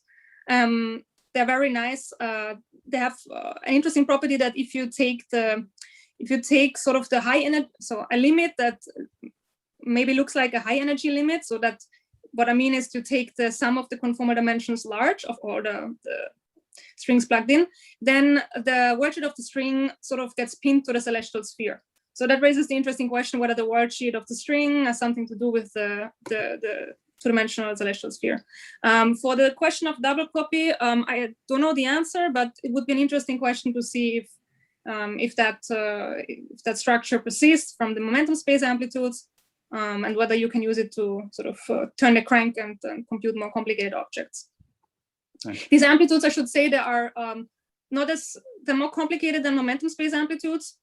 For example, if you take the n-gluon amplitude, where you have the nice Park-Taylor formula and so on, and then you compute the all endpoint celestial amplitude, those objects are already quite nasty and contain like these special hypergeometric functions, Gelfand hypergeometric functions, and so on. So things are more complicated at low points, also because of these kinematic delta functions that I mentioned earlier. Yeah. Actually, I have another question. May I ask it? Yeah, go ahead. I mean, for me, yes. Massive particles, how do you treat them? Yeah, so there you need to do bound-to-boundary propagator. So you take the Minkowski space and do a hyperbolic slicing, and then you compute, you use bound-to-boundary propagators. So you sort of use kind of ADS3 CFT2 technology. But you can write down massive wave functions for massive particles. Thanks. Andy, you have a question? Yeah, thank you for the beautiful talk. I also have 2 questions following Massimo. The first is, did you say the Eichelberg-Sexel and the Andrea-Tuff metrics are already conformal primaries, or you substituted in some special form, or they are generalized? A little fast. Yeah, so they're generalized conformal primary metrics, which we defined to be to transform as 2-dimensional conformal primaries, but we did not require that they satisfy the equations of motion or also the same gauge conditions in principle as the radiative ones. So for the radiative ones, you want the linearized Einstein equation to be satisfied. And here we allow for sources in particular. So this generalized. Okay, but are they exact solutions of the nonlinear Einstein equation that are boost eigenstates? I guess that would be a way to phrase it. Yes.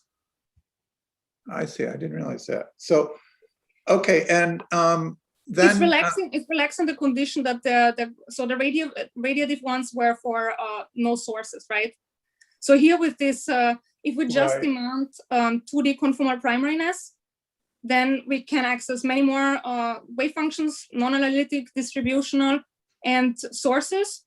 And then we can access, so this is for the purpose of having sources and off-shell wave functions. I mean, wave functions that appear in off-shell scattering processes or in conformal block decomposition or compositional. Yeah, because the expression that I wrote, you can write them in terms of this null tetrad and this conformally soft scalar metric, which was this distributional wave function with the logarithm. Like you did with the Kershfield things. Yeah. Yeah. Yeah. And then my second question is, when you, at one point, maybe your second to last transparency, you wrote down an inner product between things on your diamond.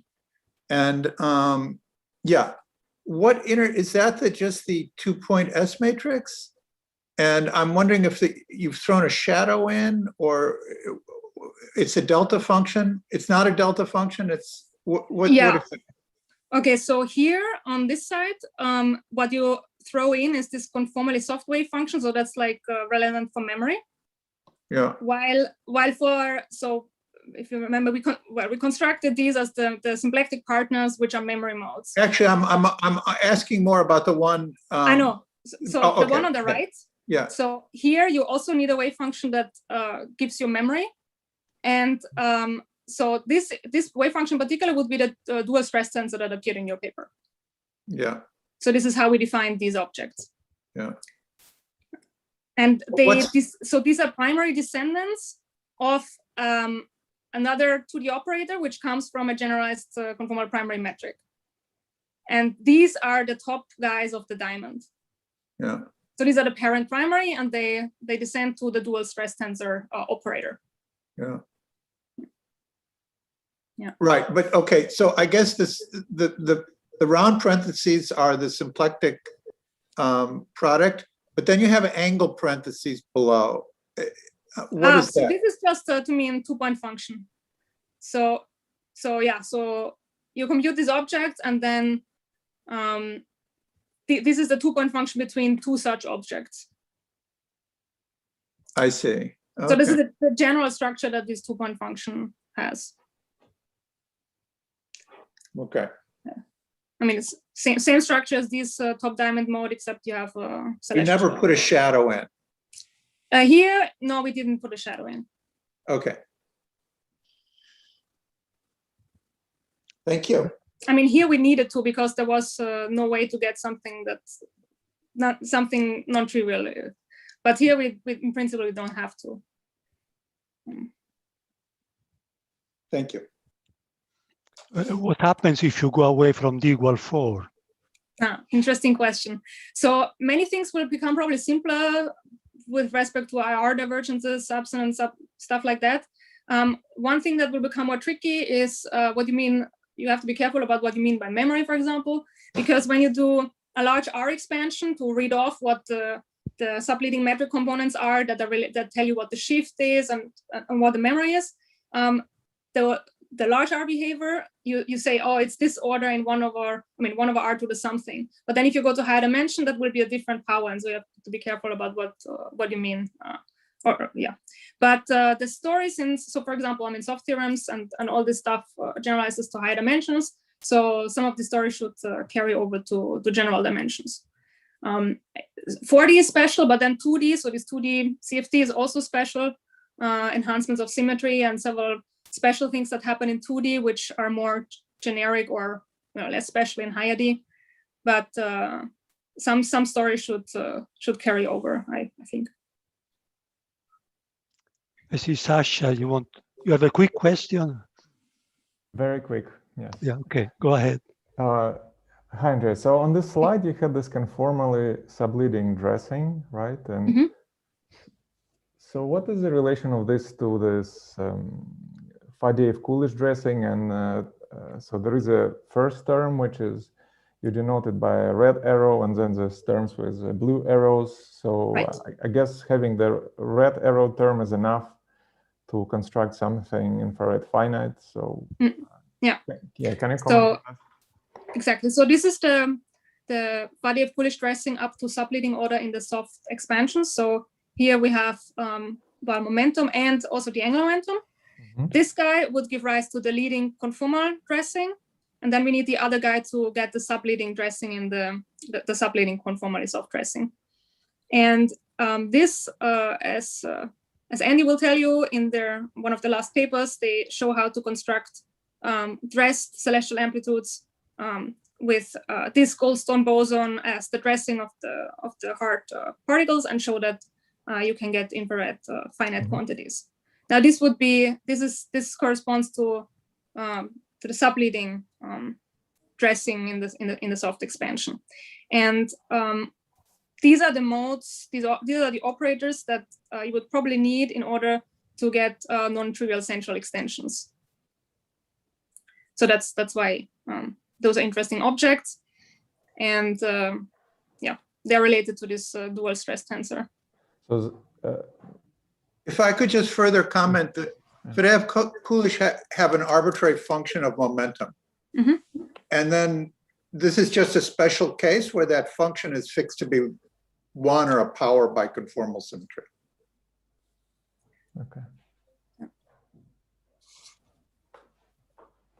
Yeah, it singles out, so this choice singles out one particular dressing where the operators that appear in the top here are, well, Goldstone bosons of the, I would call it memory diamonds that whose symplectic partners are Goldstone, are operators in Goldstone diamonds, which give you the BMS and the superrotation or differs to asymptotic symmetry. Thank you. Okay, I think we should stop here. We thank Andrea again. And I guess we have some break. How long should the break be?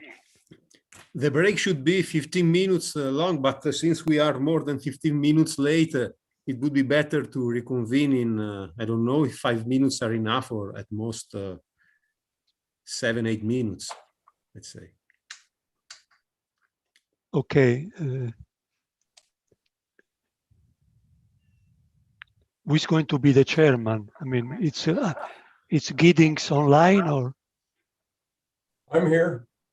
Yes. Okay. So you will be the chairman for the next talk, I guess. Yes. So Yes. why don't we say 5 minutes before the hour to start? Does that work? Okay. Yeah, That's let's fine. say 5 Great. minutes before the hour. Okay, we'll start then. Okay, see you later. Yeah.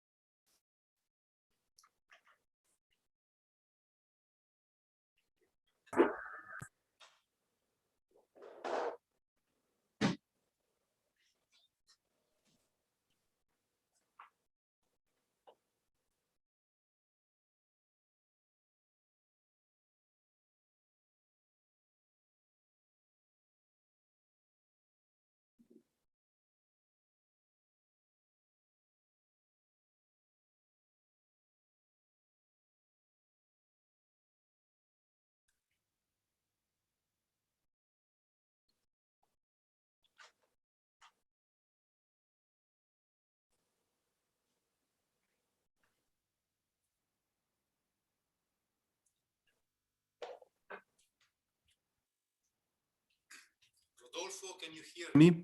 I'm Dimitri. Hi, yes, I can hear you. Can you hear me? Yes.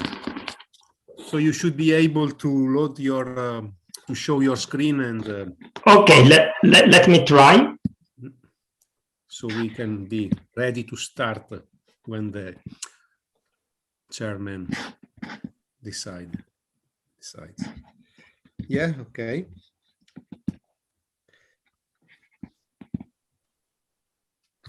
Okay, do you see my slides? Yes. Yeah, you see also the pointer? Yes. Yeah, Very okay. Then I think. Yeah, and I guess it is about the appointed time. So we should go ahead, I presume. So yes, our next speaker is Rodolfo Russo, and his title is The Eikonal Approach to Gravitational Scattering and Radiation. Please go ahead. Okay, yeah, thanks. Thank you very much. And yeah, let me thank the organizer for giving me the opportunity to speak at this conference, and also to, in particular, to organize the whole conference, which has been very interesting, very instructive for me so far.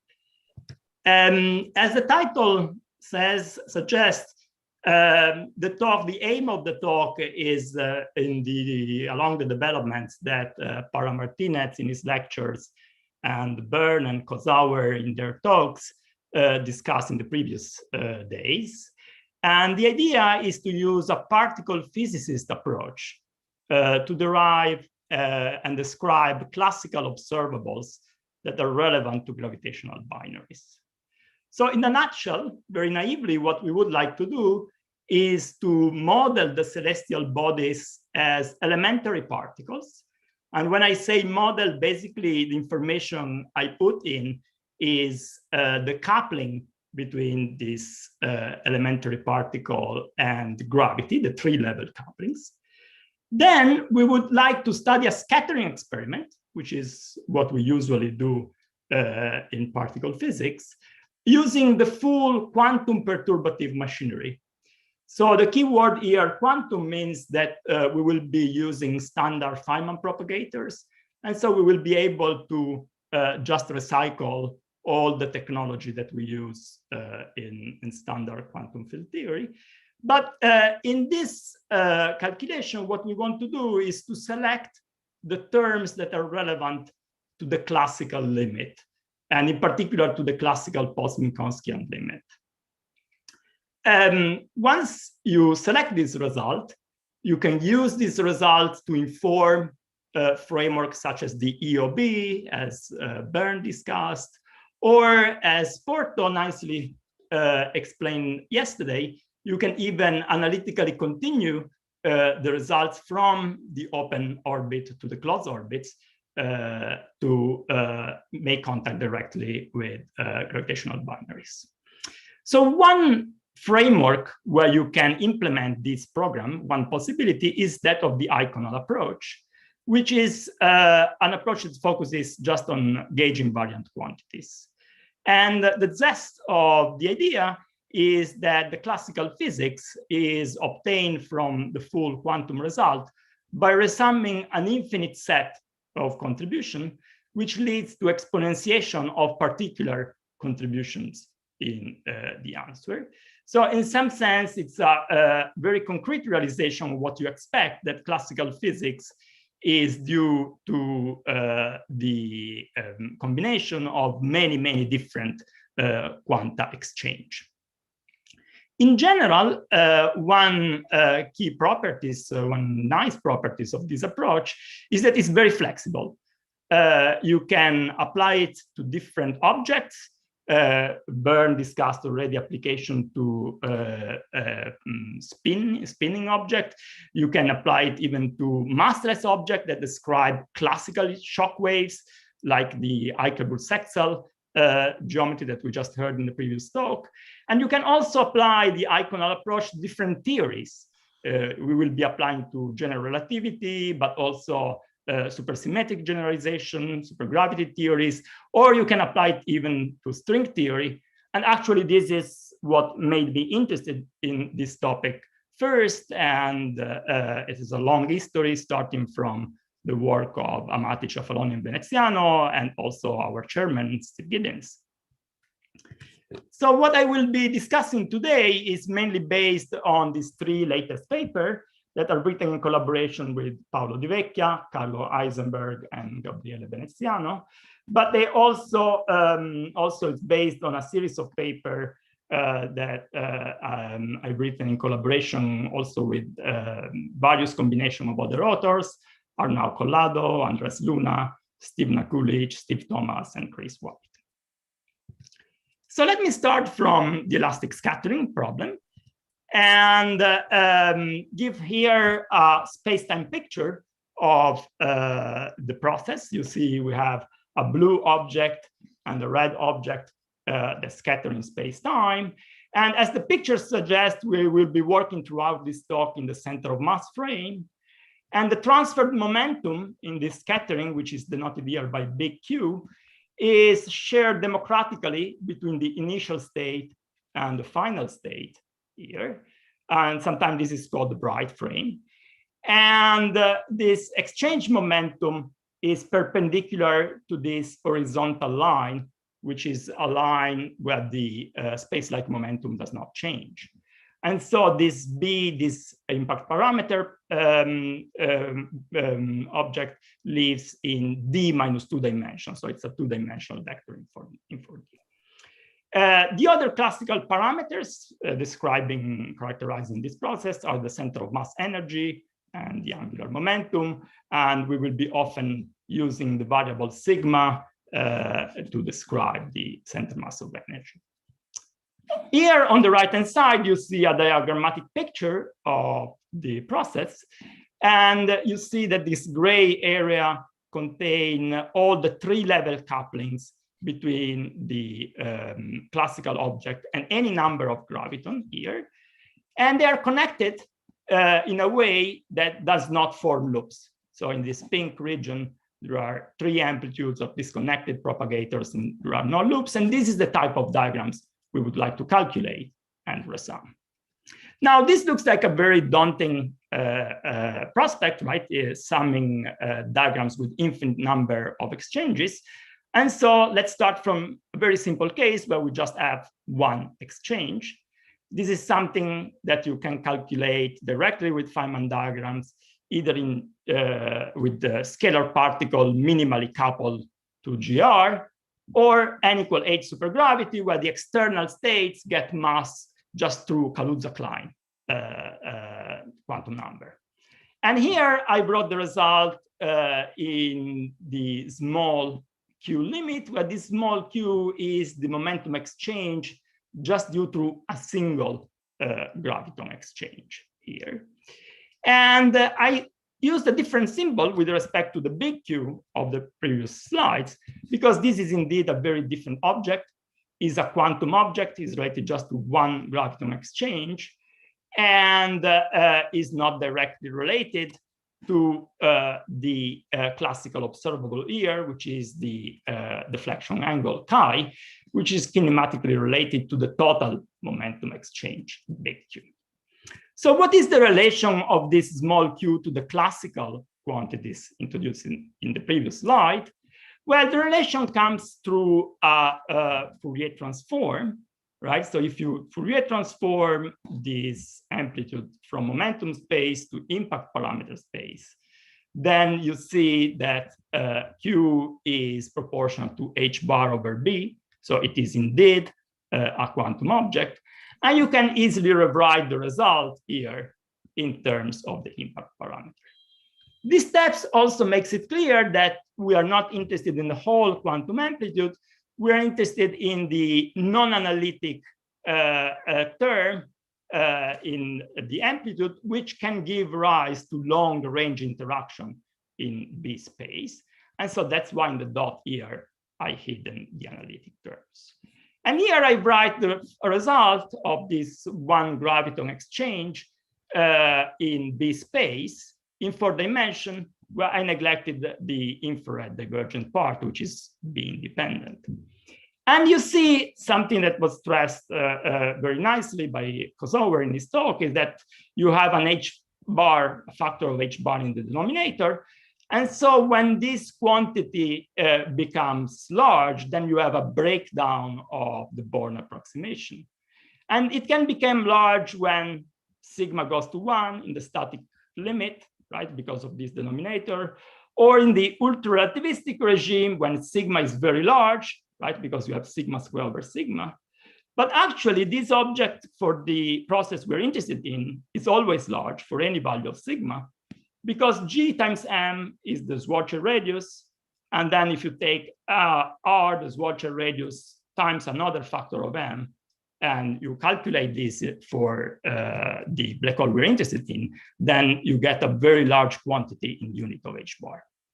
So this quantity here in our case is always classical.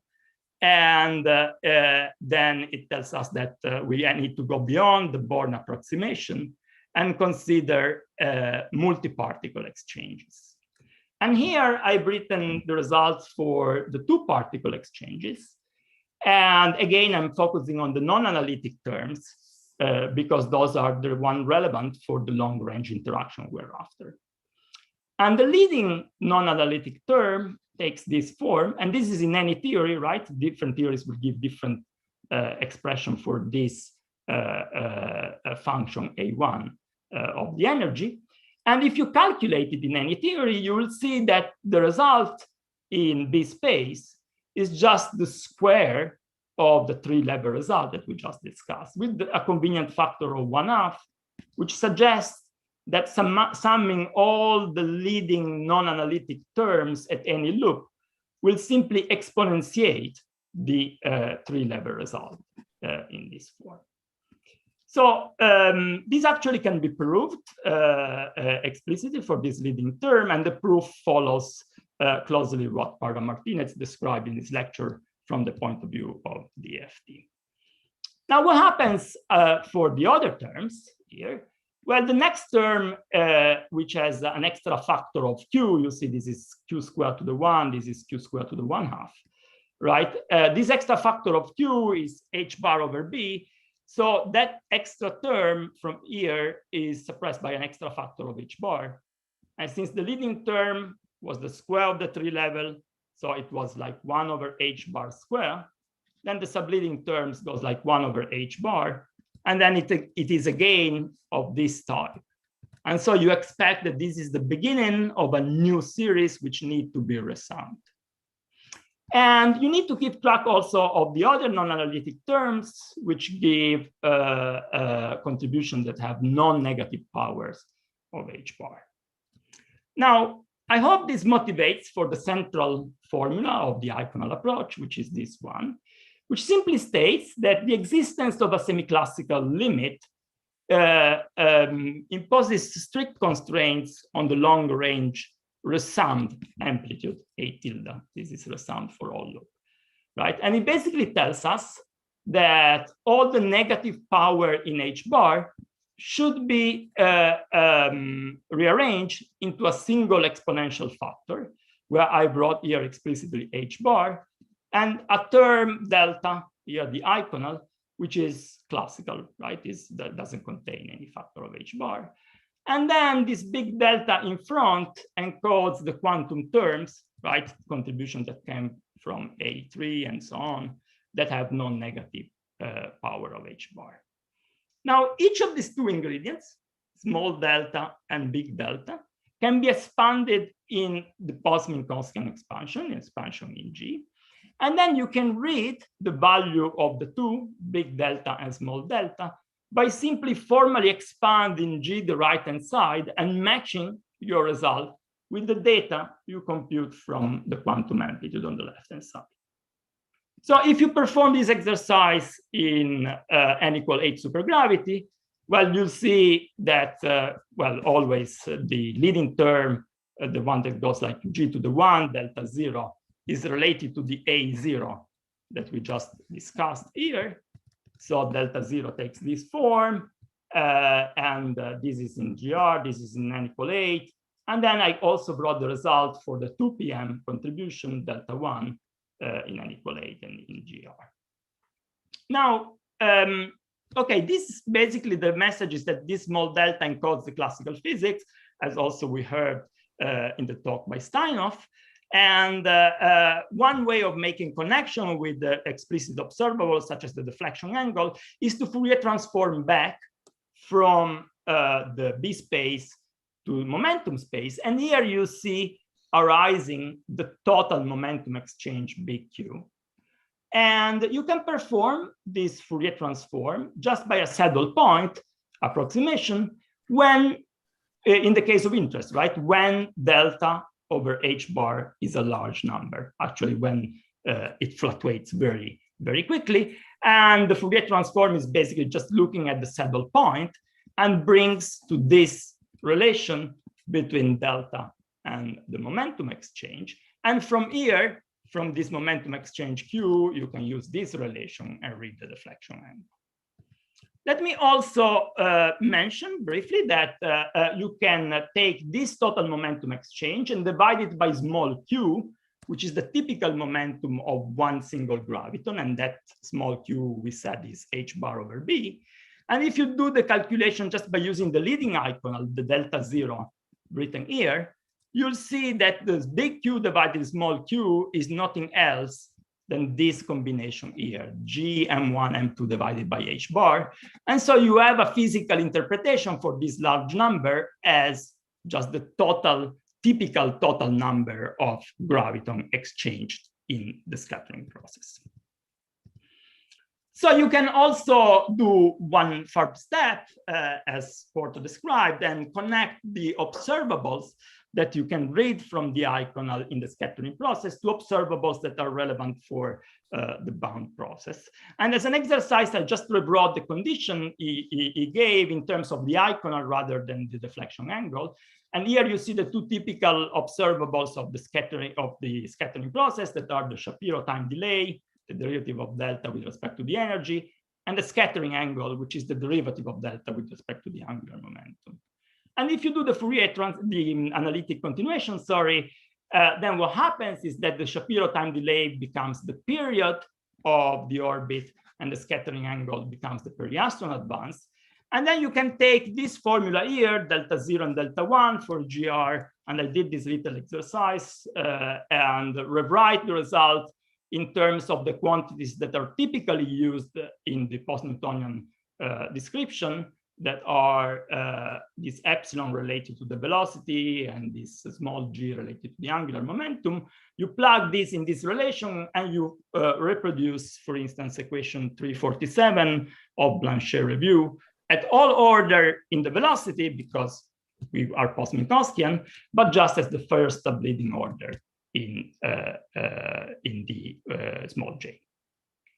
Now, this is all very nice, but as it was kind of stressed very clearly by Damour to us already back in 2018, when we started thinking about this problem, the real challenge is to move beyond 2 p.m. and work at the 3 p.m. level.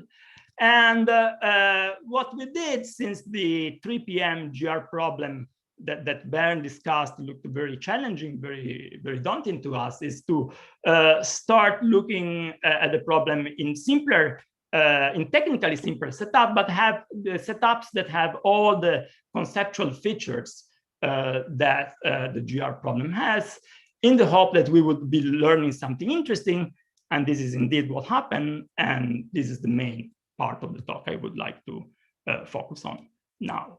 So what we did is to focus on this n=8 setup, where the external particles are massive just due to KK modes, and perform a first principle calculation of the two-loop amplitude, focus on the non-analytic term and expand the non-analytic terms exactly as we did for the one loop, and then use this results in this key equation and read big delta and small delta up to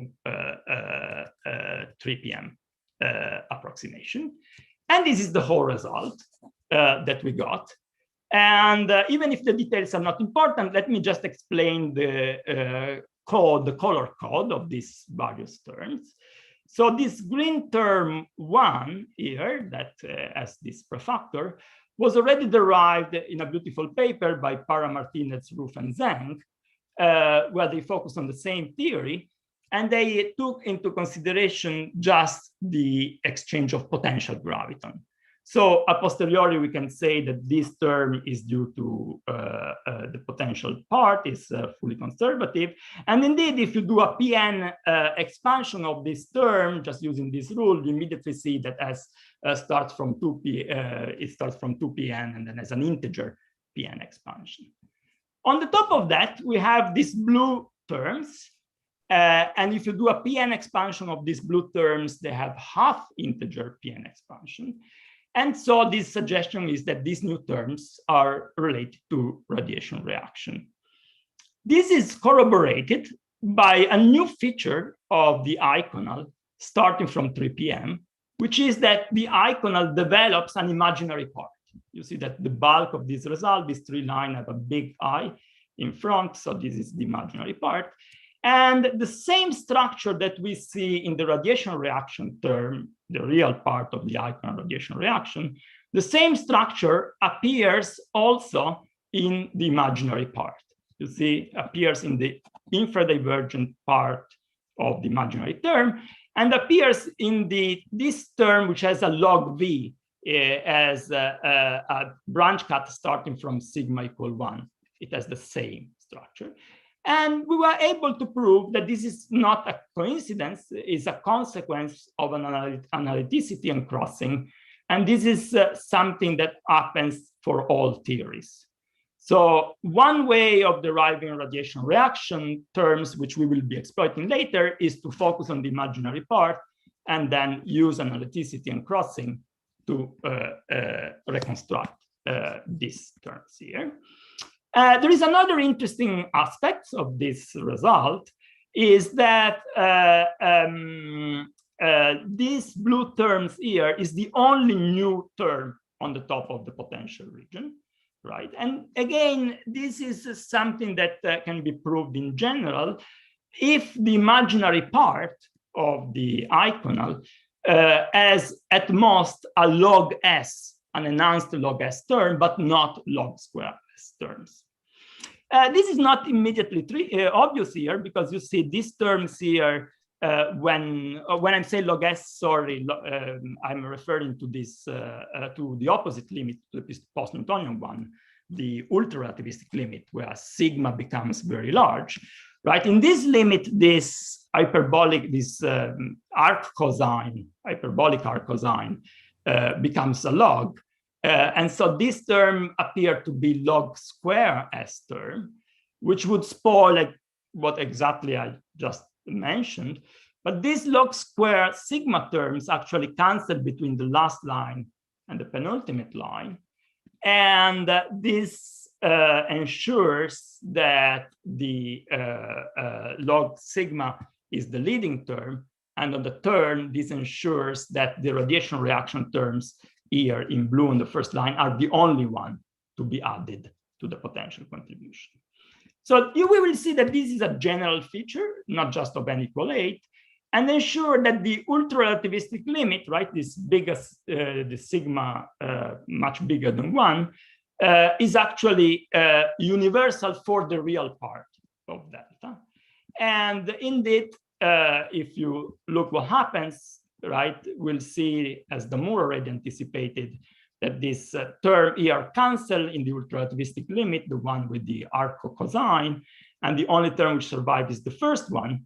And this is identical to the what Amati, Ciafaloni, and Veneziano found already back in the 90s.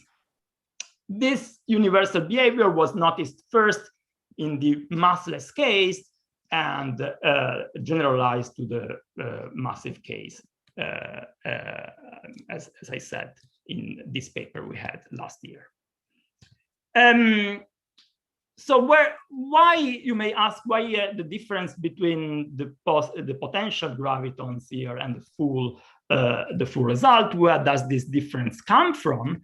Well, as was alluded in various talks, I mean, the origin of the difference comes from taking into account the full soft contribution, right? Contribution for all graviton exchange that are soft, and not just from the potential one. And we were able to do this by building on what Para-Martinez, Roof, and Zhang did. Most of the machinery was already available and just worked out. And the key difference and the key challenge in including the full soft contribution is to take into account all the boundary condition of the differential equation that are used to evaluate these integrals. And here I had some comment about some details, interesting details of this calculation, but maybe I'll leave it for the workshop or for questions. And I would like to move to the discussion of radiative effect. So one question that this full result of delta 2 brings is, why do we have to start with an imaginary part, right? This is not something that happened at 2 p.m. where the classical Eikonal is purely real. Well, this is related to the fact that from a 2-loop on, there is a cut in the amplitude, which also contributes directly to the Eikonal. And this is the 3-particle cut, where the particles that go on shell are not just the 2 massive particles, the blue particle and the red particle, but also one of the soft particles produced present in the theory. And standard unitarity would describe this contribution of the discontinuity of this from this particular cut just as a phase space integral of the square of a standard 3-level amplitude here, where is we focus now on an inelastic 3-level amplitude when the final state as an extra soft particle. So when you take the unitarity momentum space and you combine it with the general formula for the Eikonal, you can see that the imaginary part of the 3-particle cut in B space is indeed the imaginary part of the Eikonal. And this is a shortcut that can be used to derive the 3 p.m. delta 2, which was already noticed and exploited beautifully in the original paper more than 30 years ago by Amati, Ciaffaroni, and Veneziano. And so what we decided to do is to follow the same route for general relativity and calculate this delta 2 from this route in GR. So the first step is to write the 2 to 3 amplitude that we would like to have in its classical limit, since at the end we will be interested in the classical contribution. And this has been discussed in many papers, and you can combine them, double copy, a word line, and write a unified starting point, which works both for GR and Ecole 8. The only difference is the range of these indices, mu, m, and n. So if you take them 4-dimensional, you are in GR. And this value beta, which was what we had at the very beginning between the two theories. So we do have a unified starting point, and then just taking this object and taking its square, right, we can have a very explicit definition of what this integral of the discontinuity is. And we can then try and perform the phase space integrals. And again, here, the knowledge from the quantum field theory side, QCD, and then this paper by Herman, Para-Martinez, Russo, and Zhang help substantially in performing this step, because they tell us that we can again recycle all the knowledge of differential equations and integrals that we used for the scattering problem in this case as well. And this is the result we get for the 3 p.m. Eikonal in GR. This direct approach gives the imaginary part, right, which is these final 5 lines.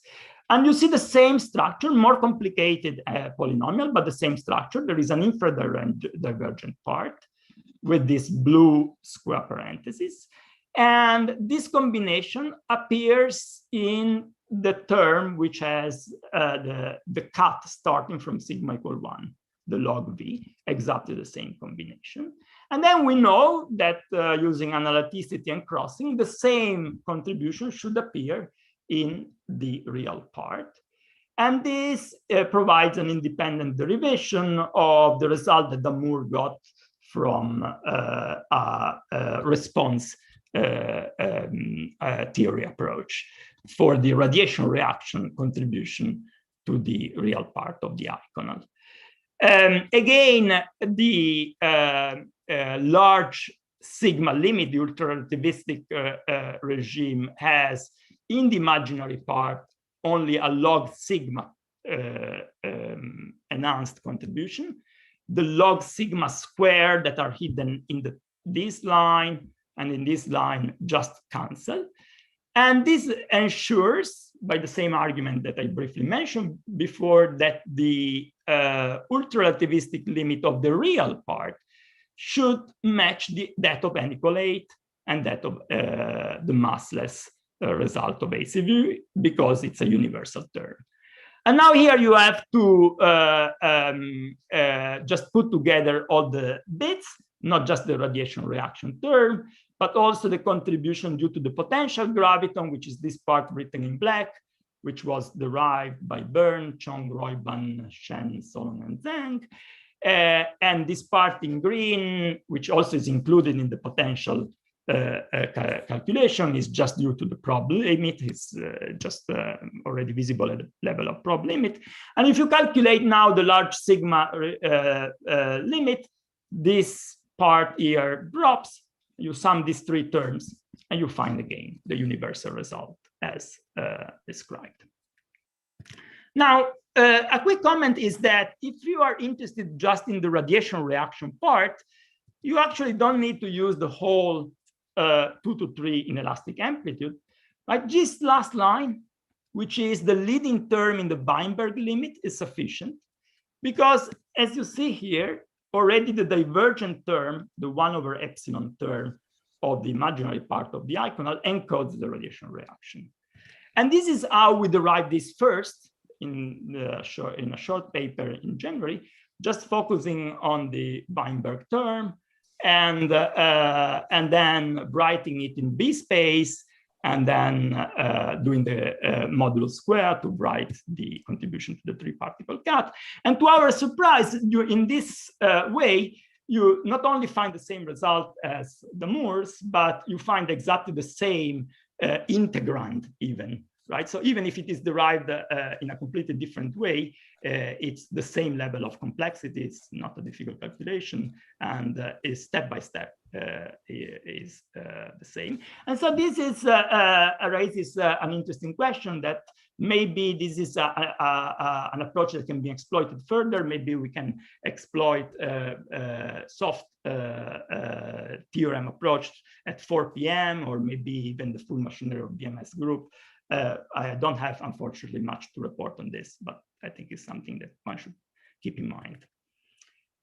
We can also describe other observable, not just the Eikonal, through this direct unitarity approach. So taking this 2 to 3 amplitude, squaring it, finding an integral, and then extracting observables. Basically, simply because the square of this object, this a square, is basically the number of particles produced. And so if you multiply it, for instance, by the energy, then you'll find the emitted energy in this way.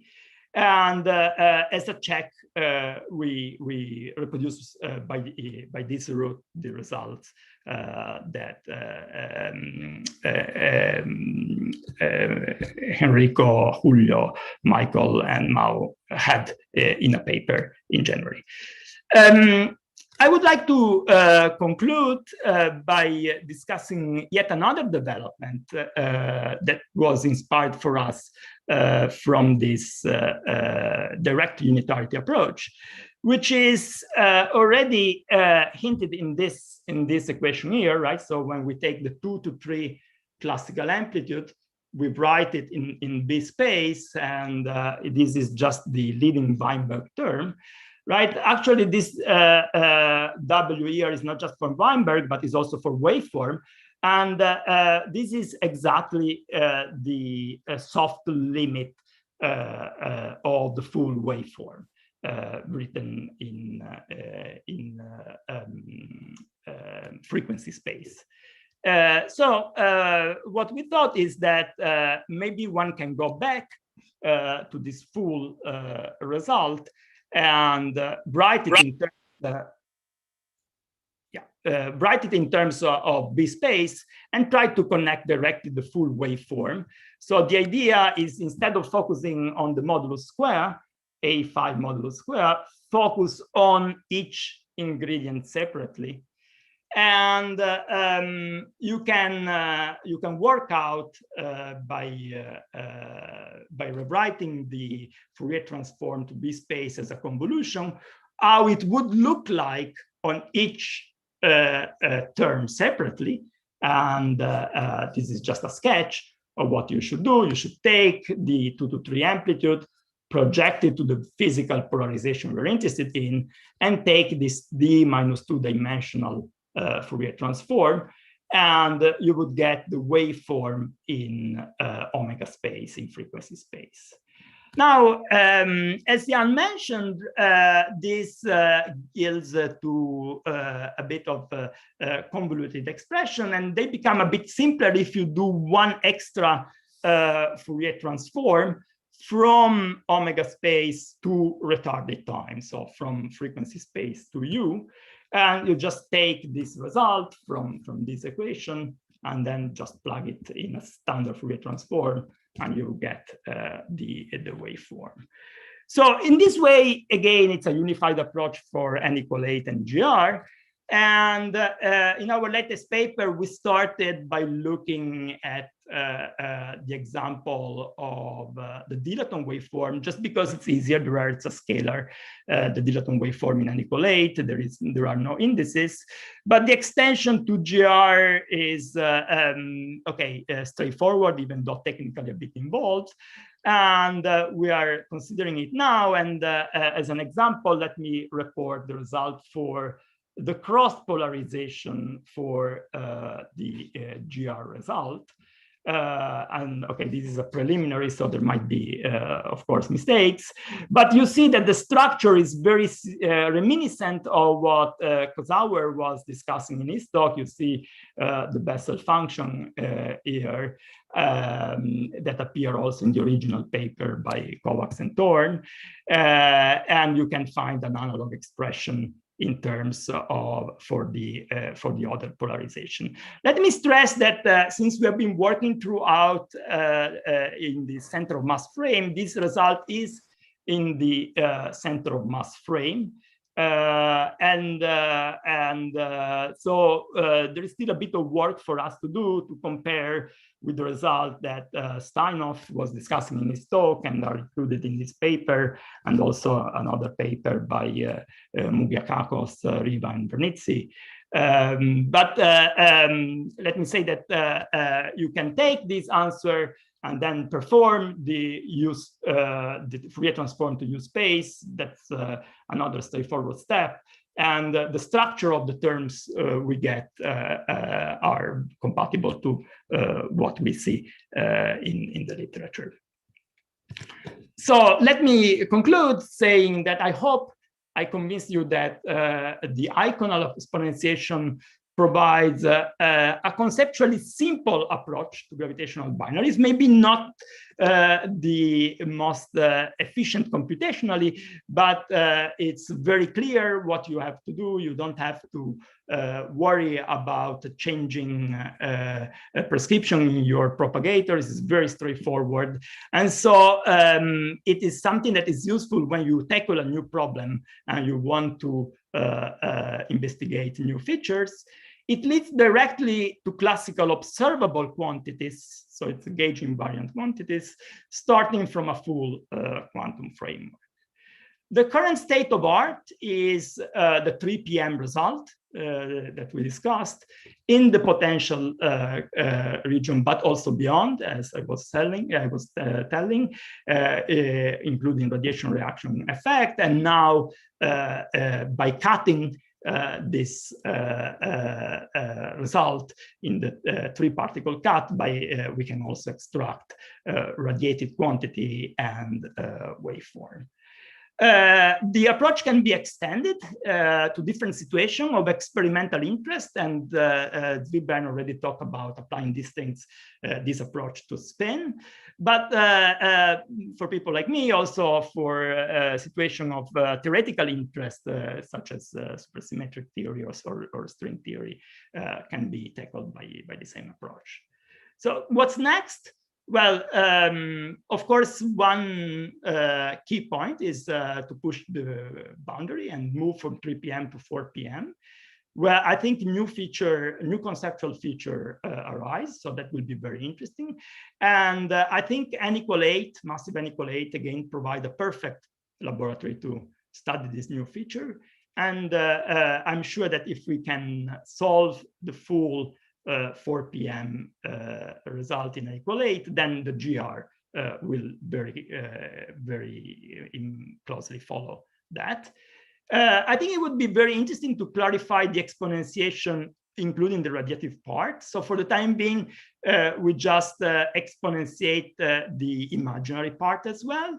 But of course, this is telling us that the process is non-unitary, right? So if you want to unitarize the process, you need to add extra channels, so the channel of the physical gravitons produced, and promote the Eikonal not just to a function, but to an operator that acts in the space of the emitted gravitons. So it depends on the creation operator of the emitted gravitons.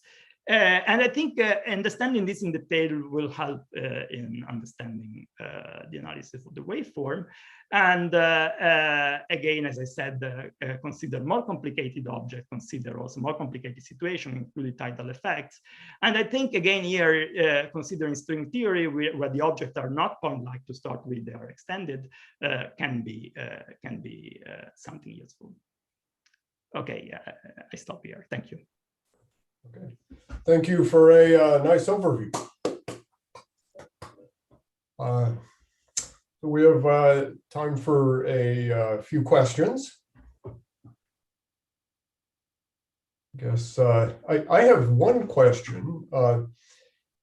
If you're talking about exponentiation of the tree level diagrams and you think about the high energy limit, then there's some interesting physics, which is, of course, black hole formation, and makes connection potentially with Duff's old result that the tree level diagrams, when you exponentiate them, build up the Schwarzschild metric, with a point-like source.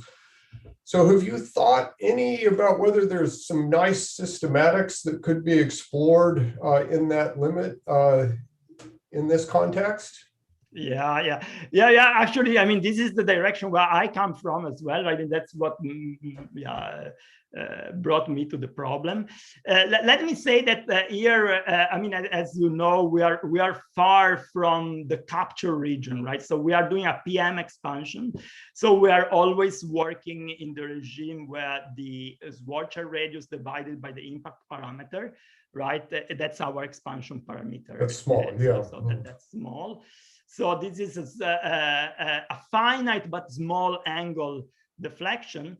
As you say, there is reason to believe that this series in R over B is actually as a finite radius of convergence. At a certain point, it will just stop converging, and you enter in a capture region, which of course is conceptually very interesting, but it's very far from what I've been presenting today. Yeah. Okay. Yeah, it certainly seems like a challenging region, but if one could gain any clues, it might be interesting. Yeah, I fully agree that would be very, very, very interesting. And I suspect that at that point, I mean, okay, okay, this may be a bit unorthodox, but the point-like approximation will break down before, right? So we will really need to do more than just point-like object to describe this capture region. So in string theory, as you pointed out, there are tidal effects that start before this. And so I expect that something similar will happen in a UV complete theory of gravity. Well, we probably should not initiate a longer debate, but I think in the true high energy limit, at least there are arguments that the tidal effects are not necessarily so important because the Schwarzschild radius sort of becomes the dominant effect in the high energy limit before you get any significant tidal excitation modifying the well, anyway, it's a longer discussion. But yeah, I'm happy to discuss about this in the workshop. Okay. Yes.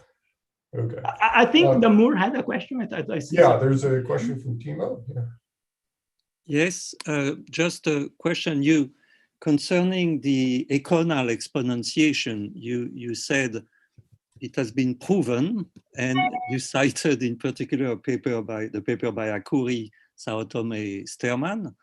But actually, in the first version of this paper, they got it wrong in the sense that with their thing, they could not distinguish a part that they said it should be exponentiate, and then later they got the wrong light deflection, and as Van Hove and Derumpo pointed out to them, then they said, okay, let's not exponentiate it. So does it mean that there is an ambiguity in deciding what is in delta, the quantum correction, I mean capital delta, and small delta? What is proven really? Yeah, I can tell you. Yes. Parameter, okay. And I know the story because actually with Gabriele and Paolo, we were the first telling Sterman collaborator that the first version was not correct.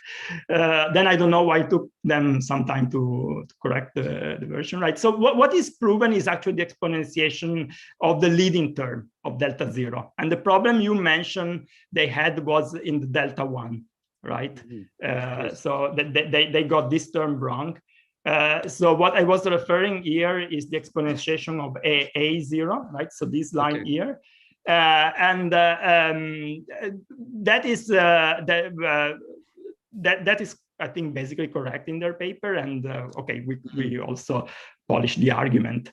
Now so you can ask now, can you prove the exponentiation of all terms, right? Not delta zero, but delta zero, delta one, delta two, right? Okay, I think that is a challenging combinatoric problem. And I've not attempted to do that. But let me say that this recipe here, this box recipe, does not have any ambiguity, right? So if you assume that the semi-classical limit exists, which by the way is something we all do, right? Even even when you write the classical equation, you are assuming that the semi-classical limit makes sense, right? So if you assume that the semi-classical limit exists, then this equation box tells you precisely what need to be exponentiated. And then you can check order by order, right? And this is what we did, right? We checked that up to the 3 p.m. Indeed, the quantum answer takes the form expected by semi-classical exponentiation. And there are no h bar over h bar ambiguities. The h bar over h bar that are hidden here, they are taken into account by this formula, right? So when you expand, right, you will have terms that have no power of h bar or even positive power of h bar here that can combine with negative power of h bar that come from here, and they are taken into account by this formula. And then when you solve this formula for small delta, that tells you what the classical term is in a non-ambiguous way. But this is true only after the impact parameter transformation. Correct. Please announce that, no? Correct. yeah, this is the impact parameter transformation. And actually here there is a bit of a subtlety, right? The exponentiation in the way I present it works with this impact parameter B, which is not the one directly related to the angular momentum. But that in that impact parameter, which is related to this bright frame, that then the exponentiation works at all order for the leading terms and at all the order that we could check for the subleading ones. Okay, thank you. That's good. Okay, we should wrap up here. So thank you again. Thank you very much. And let's get Andy lined up here. Can you share your screen?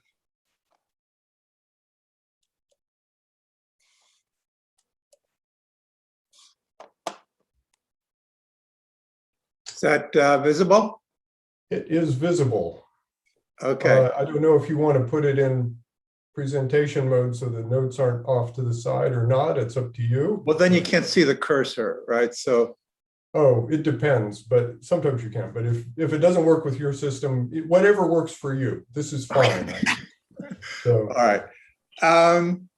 Okay. So thank you, Steve.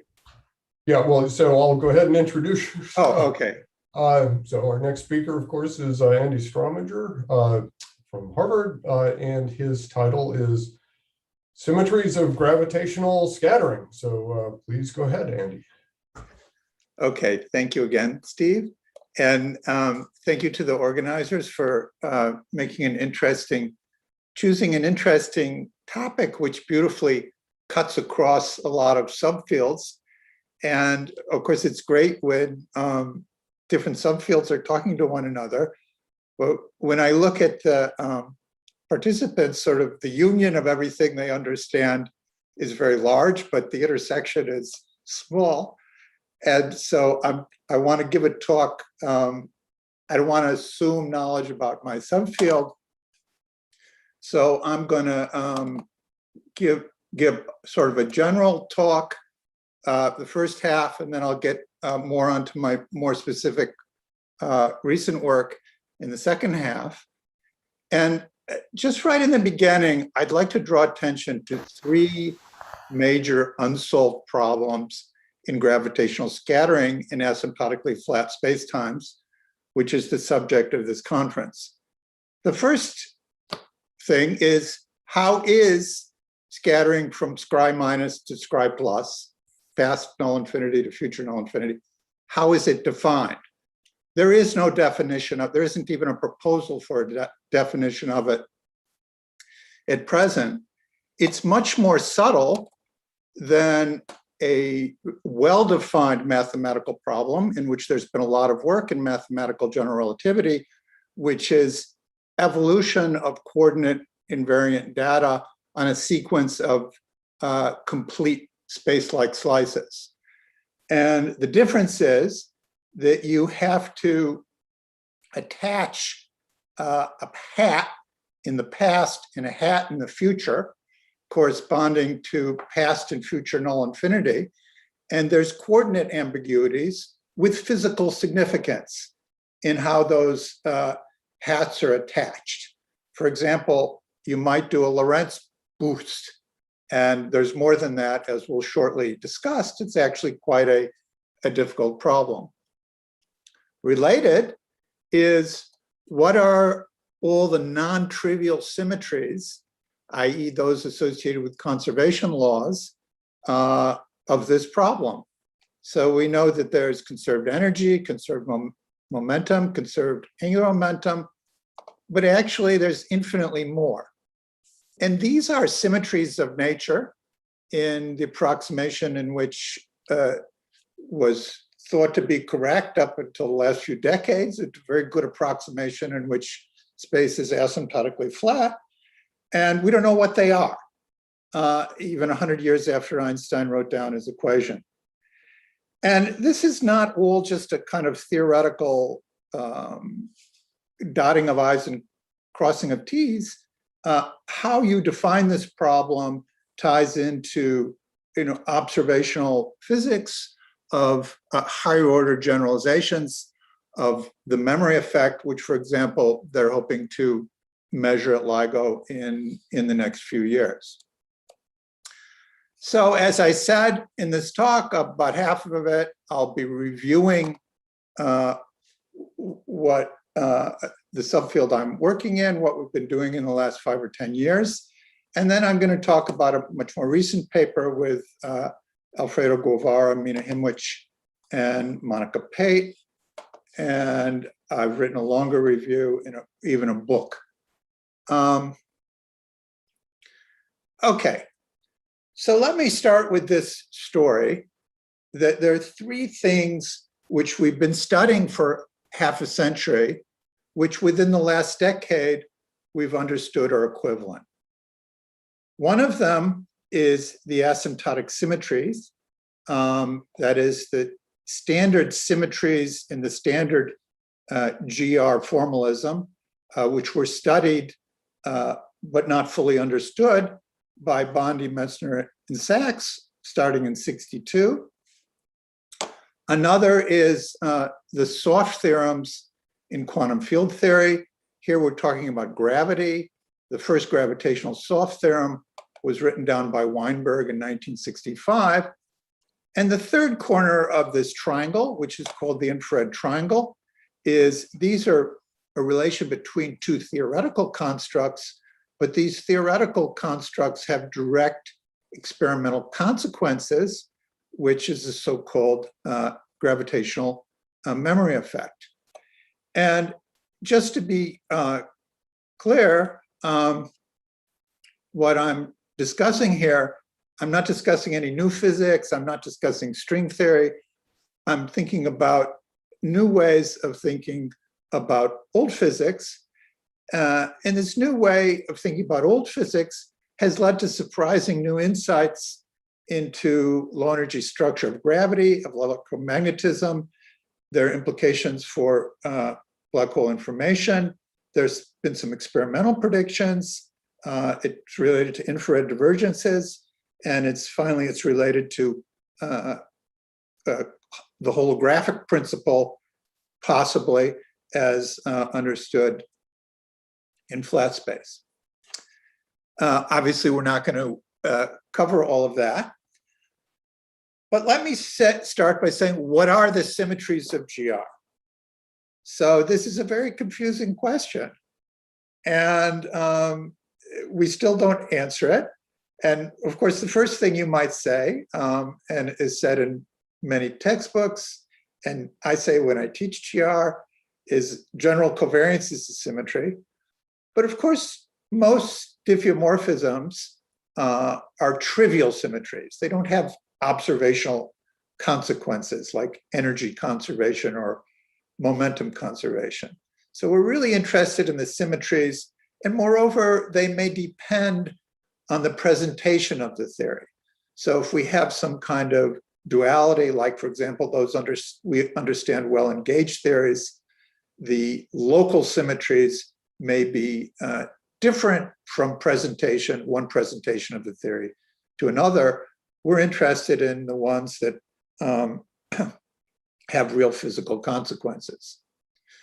So in special relativity, we have Poincare symmetry, and they lead via Nether's theorem to conserve charges such as energy, momentum, and angular momentum, and also the boost charges.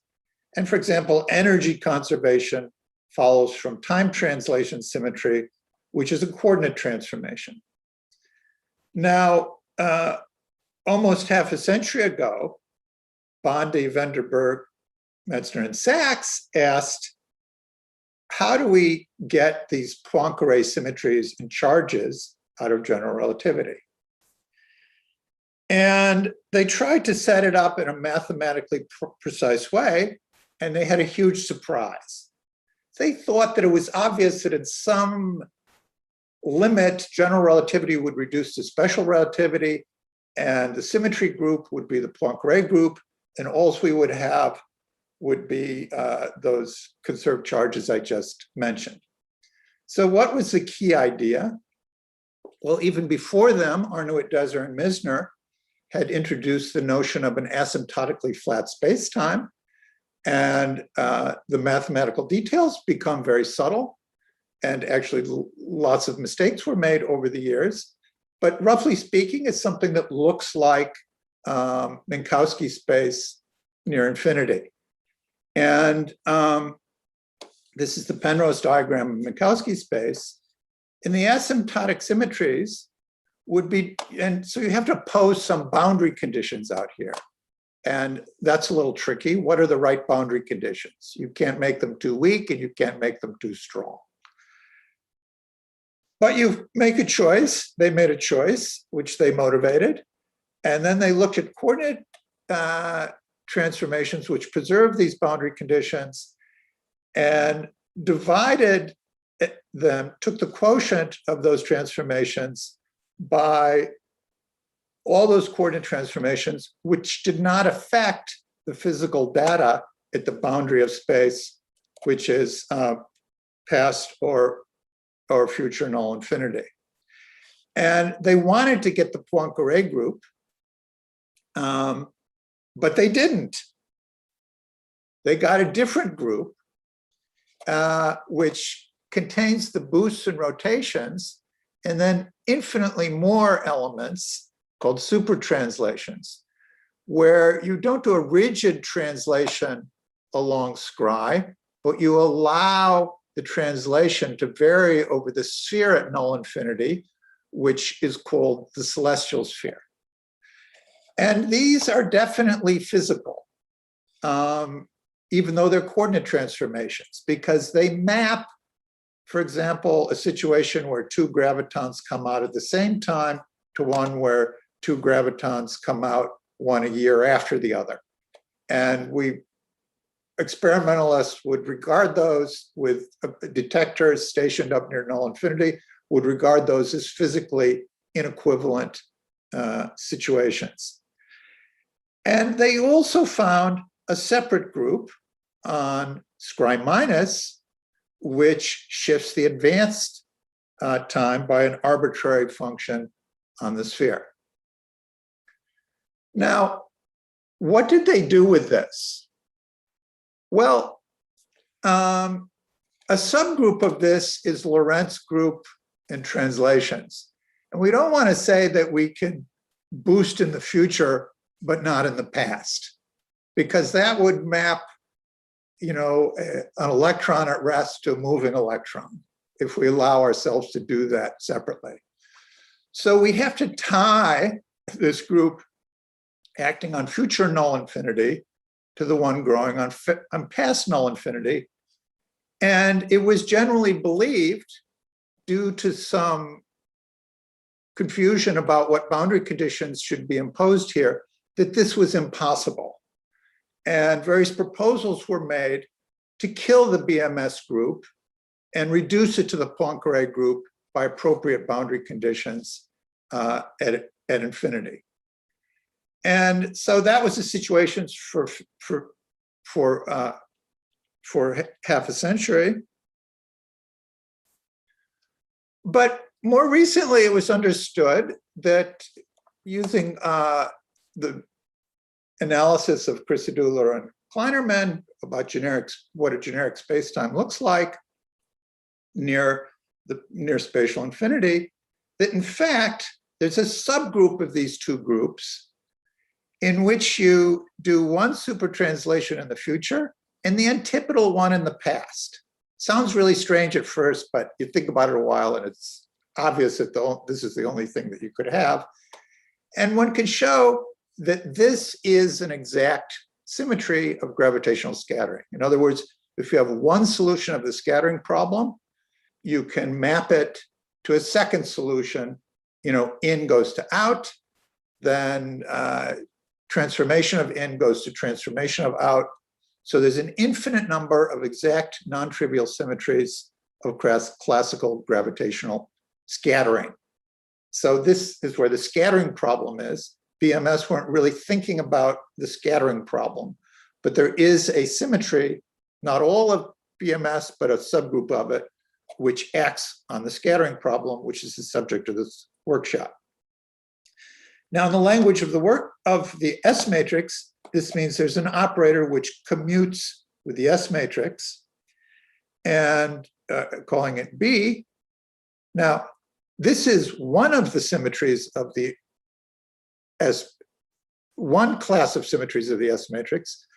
But we now know, and this is what is so interesting about all of this, there are infinitely more. We don't know what they all are. We just know there are more. Many statements have been made about them, but no clear one. I'll make a more precise statement at the end of the talk, but I'm not going to solve the problem. We cannot, now by Nether's theorem, whenever we have a symmetry, we have a conservation law, we can think of this actually as conservation of energy at every angle, where we have to be very careful about what energy, local energy means in GR, and there's a linear contribution according to the Bondi energy at each angle, and using that, we find that there's energy conservation at every angle. So it's infinitely many more symmetries than just total energy conservation. Now, one way to derive these conservation laws is just by using the antipodal matching condition of the Bondi mass aspect in general relativity. And you can write the Bondi at the bottom of scribe plus, it has to be antipodally matched to the Bondi mass aspect at the top of scribe minus. Integrating by parts, you get a relation between all the incoming data and all the outgoing data. Now, this is not the end of the story. This is just the antipodal matching of the leading 1/r component of the metric, and we'll see it's relating to a leading soft theorem. But there's a whole hierarchy of these having to do with 1/r squared and so on, which we don't, we understand pieces, but not all of. And we'll come back to that. Now I'm going to turn to what seems completely different topic, but in fact, it's just the same topic in a different language. Weinberg's soft theorem. In 1965, Weinberg noticed that if you had any scattering amplitude whatsoever in any theory, no assumption about how the scattering happens, and you have a graviton, there's one graviton, and you let its momentum go to 0. That's equal to the scattering amplitude without the graviton times this weird factor which involves the graviton polarization, its momentum, and the momentum of all the other particles. So this is a very universal formula. The diagrammatic discussion of quantum of diagrams would make no sense if this formula weren't true. It would be inconsistent. Very beautiful and universal result, which applies to every theory of gravity. Now, it turns out we can write down this operator B, which generates super translations and that commutes with the S matrix. And then we can take its matrix element between any incoming state and any outgoing state. And in fact, after a bunch of algebra, this that's called the Ward identity of asymmetry. After a bunch of algebra, the Ward identity of the BMS's super translation symmetry is precisely Weinberg's soft graviton theorem. So they were discovered within 3 years of each other, but it took a long time to understand they were the same thing. Now, one of the implications of this is that the vacuum in general relativity is infinitely degenerate of this whole picture. So at the classical level, in the sort of BMS type analysis, G mu nu, eta mu nu is not preserved by super translations. And in fact, you can add angular momentum to the vacuum by doing a super translation. This is related to the so-called problem of angular momentum in general relativity. There are states with zero energy, but non-zero angular momentum. We can also see that at the quantum level, Weinberg's theorem tells us that there's a finite probability of producing a soft graviton, but has zero energy, strictly zero energy graviton. So if we act on it, the vacuum with it, we get a new state, but it can't possibly be the same as the old state because the graviton always carries angular momentum. It has helicity. And the fact that the vacuum carries angular momentum and is not preserved by the super translations, as I've set up here, we can characterize by saying that this is a spontaneously broken symmetry, and any given vacuum preserves a subgroup of the BMS translations, which is just the Poincare group, which is not spontaneously broken. Okay, so as I said, it's fascinating that these things were discovered at the same time. Now let's go to another apparent topic change, gravitational memory. So if we expand the metric in Bondi coordinates, so Andrea used these in her talks. This is the retarded time. This is the round metric on the unit 2 sphere. Here's the first subleading correction in Bondi gauge. And this term contains the information about gravitational waves passing through scry. Indeed, the so-called Bondi news is the retarded time derivative of this guy. Now, importantly, if you do a super translation, you're still in a vacuum, but C becomes non-zero. So C doesn't have to be zero in the vacuum state. And if you send a bunch of gravity waves through null infinity, you start out with C equals 0. In general, you'll induce a BMS transformation, and you'll make a transition. So flux through null infinity is like a domain wall that induces a transformation among the degenerate vacua of general relativity. And this is precisely what is measured in the gravitational memory effect. There's a diffeomorphism super translation that acts on the celestial sphere at infinity. And if you had a bunch of detectors out tiling the celestial sphere, they would move around beautifully to represent the diffeomorphism that is being induced on the sphere by the super translation. So there's a close connection between the memory effect, measuring the memory effect, directly as measuring this vacuum shift. So this vacuum degeneracy is a very physical thing, which we're proposing to measure at LIGO. And certainly at ELISA and other experiments like the pulsar timing array hope to measure it. Now,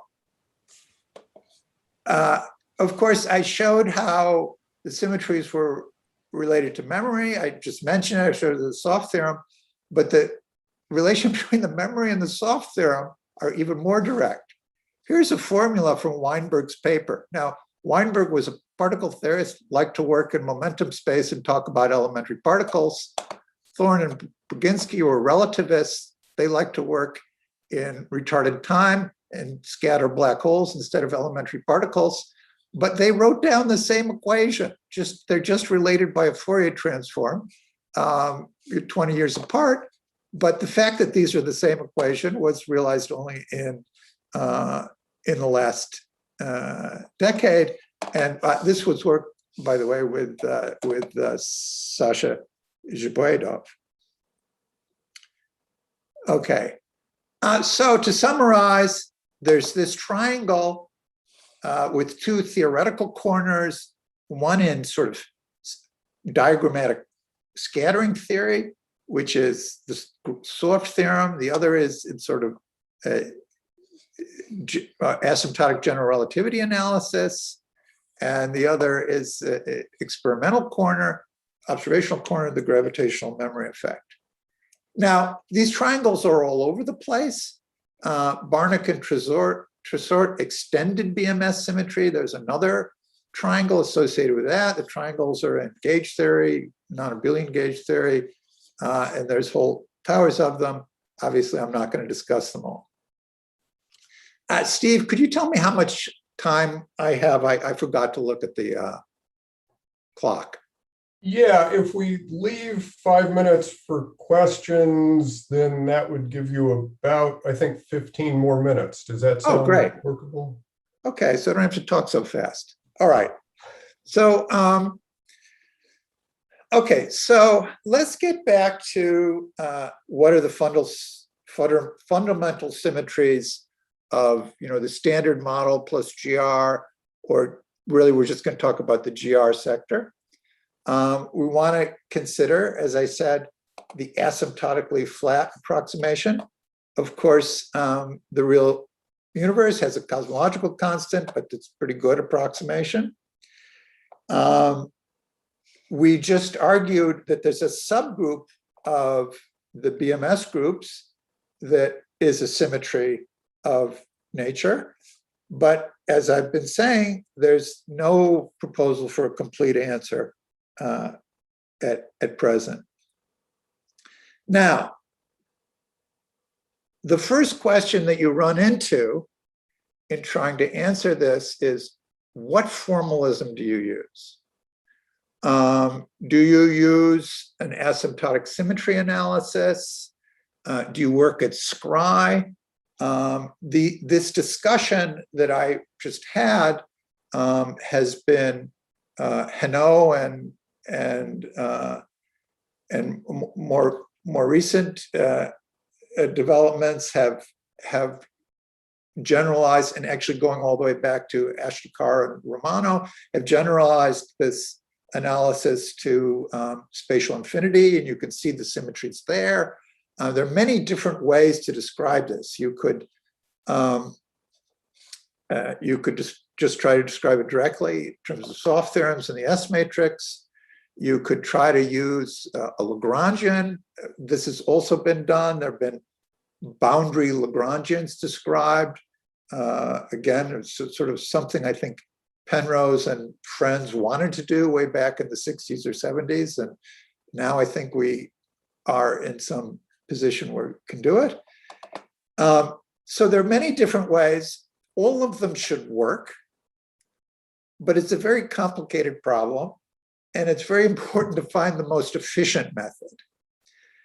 And what I have been coming to in the last few years is that the most efficient method, the best way to calculate things. Now, of course, I should also say that there are all these, the amplitudes program have all kinds of spectacularly efficient methods for describing scattering with that, which have simplified things in a different way. But it should be possible to combine these. And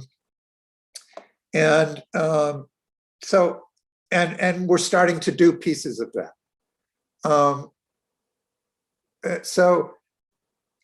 What we found efficient is to describe the symmetry in terms of sort of generalized currents, conserved currents on the two-dimensional celestial sphere at null infinity. And compared to the more traditional approach, the asymptotic analysis, in which some of these recent developments started, that gets very tricky because you have to choose a gauge. Most calculations have been done in Bondi gauge. Some of them have been done in covariant gauges, both simpler and more complicated, depending on what question you ask. And you have to choose not just a gauge, but fall-off conditions. And I just found this to be simpler. So what is this generalized currents on a celestial sphere? Well, the basic idea is we start thinking about an S matrix, we throw in a bunch of stuff, interacts, comes back out, and we rewrite this from the point of view of the celestial sphere. Now, there's a future celestial sphere and a past celestial sphere. But one of the things that has been shown, and those are both acted on by SL2C, which is the Lorentz group, and one of the things that has been shown is that SL2C action is locked. You can't act on this one without this one. And in fact, you get a whole infinite dimensional local conformal group if you're talking about gravity. And that is also locked. So it makes sense to talk about one celestial sphere on which you put the data for both incoming and outgoing stuff. And so if we're talking about particles, it would look like this.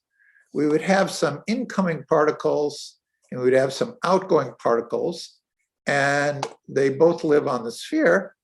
And now, since we want to emphasize here the Lorentz invariance and its generalization to super rotations and super translations, it's nice to work not in a usual standard eigenstate, and this is where the subject really starts to differ, but to work in terms of representations of SL2C, which is the Lorentz group in 4 dimensions, which means boost eigenstates.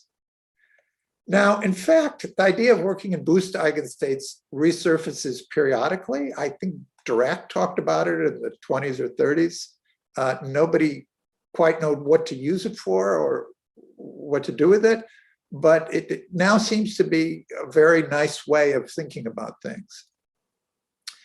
Now, the property, because of the symmetry, the properties of this object will resemble those of a two-dimensional, the symmetries will be those of a two-dimensional conformal field theory. So many properties of two-dimensional conformal field theories, which are incredibly well understood, for research over the last 40 years, suddenly we can apply them to the problem of gravitational scattering.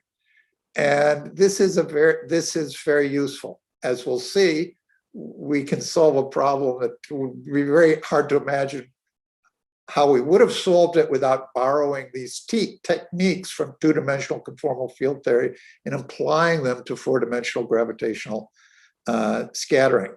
Now, there's a bigger program, which I'm not really going to talk about. Actually, this is called celestial holography, the bigger program. Could it be that this is some kind of, we can define this as a holographic dual, that we can give an intrinsic definition to the right-hand side, and this would give us a representation of the holographic principle. But for now, we're just using the left-hand side to define the right-hand side.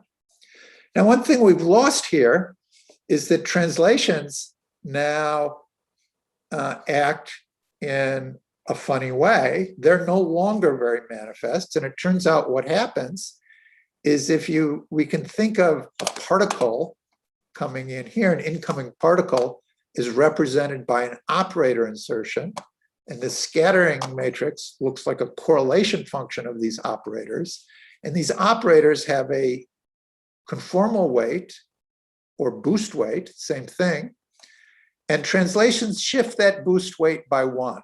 So this is a conformal field theory in which it doesn't happen in an ordinary garden variety. Andrea called them both garden variety and vanilla conformal field theories. They're both good names. You don't have symmetries that relate operators of different dimension. And so that's even more constraints on what we're going to talk about. Now, we can understand this and relate it to anti-de Sitter space. Let me not talk about this very much, by using a hyperbolic slicing of Minkowski space. And then the boundary of these anti-de Sitter slices is the celestial sphere itself. So this Minkowski bulk to boundary map is very similar to the one that's been studied in ADS. And this idea of thinking about things this way has a long history. It's gotten a lot of traction recently, but De Boer and Solodukin talked about this, and of course Barnick and Trezot talked about the local conformal symmetry, and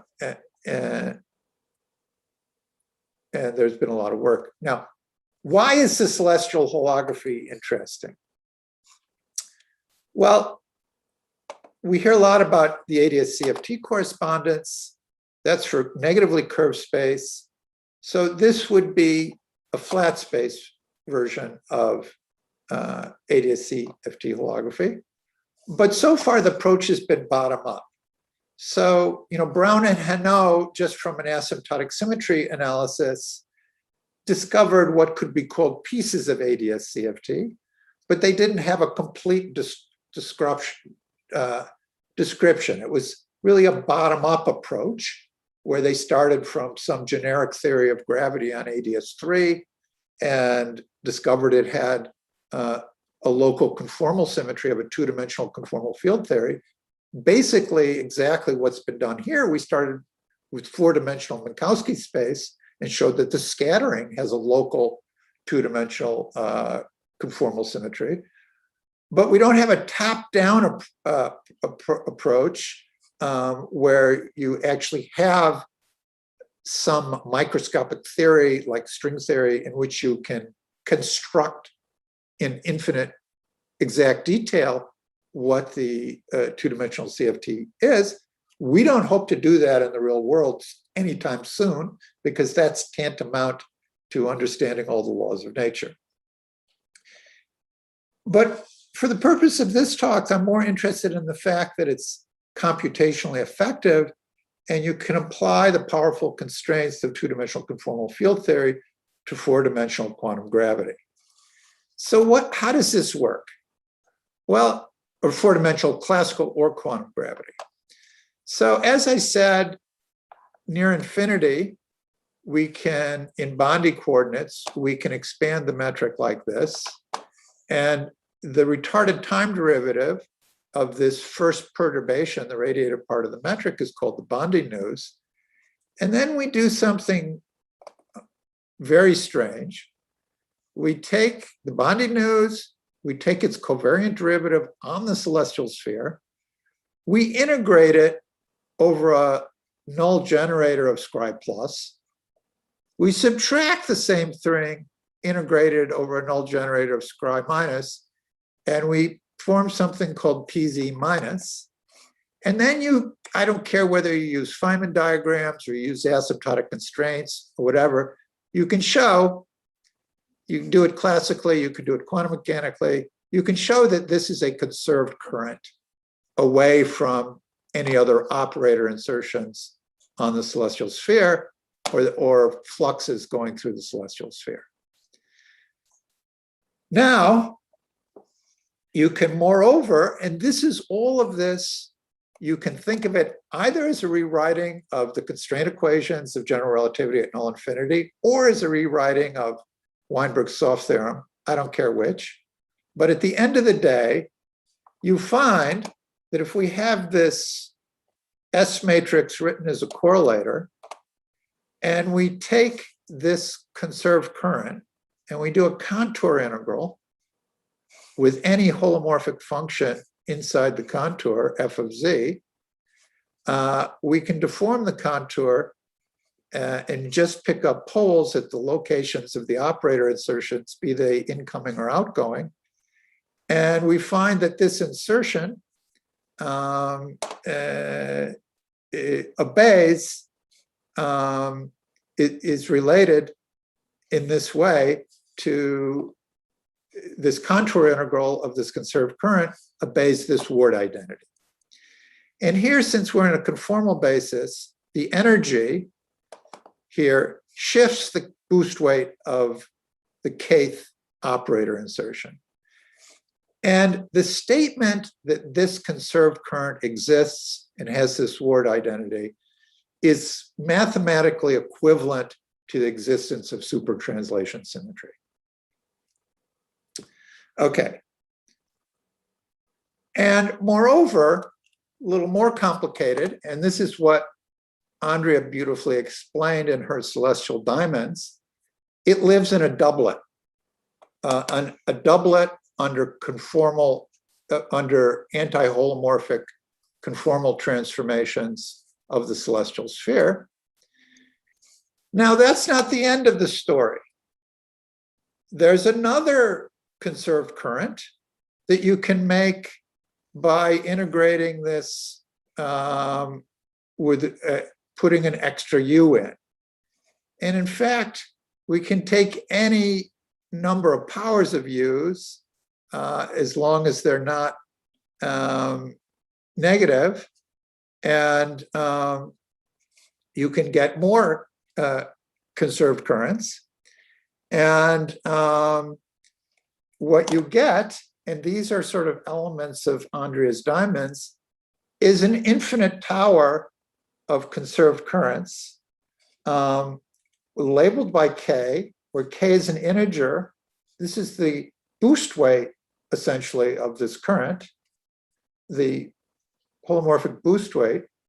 K is an integer which can go from 1 to minus infinity. And it lives in a multiplet, again, Andrea's diamonds, a finite dimensional multiplet whose number, the dimension of the multiplet is, I guess, K minus, no, 2 minus K. K is typically negative. Now, I want to say that this is highly reminiscent. I don't know the precise relationship of formulas that Newman and Penrose wrote down, but could never quite do anything with in the 60s. It's also related, it's related to all kinds of things. Hamada and Shu and Banerjee and other people, Kempigli and Latta, talked about infinite towers of infinitely many soft theorems. It's related to that, but the precise details have not all been spelled out. Now, so now we have an infinite tower of conserved currents. They have an algebra. They don't commute with one another if we take their contour integrals around each other. And this algebra is very highly constrained. So each one of these is a function of z, and these are commutators. And the k here denotes the n is the element of the multiplet, and the k denotes the right moving dimension, the left moving dimension of the current. So they're higher spin currents, and these have to obey an algebra which is incredibly constrained.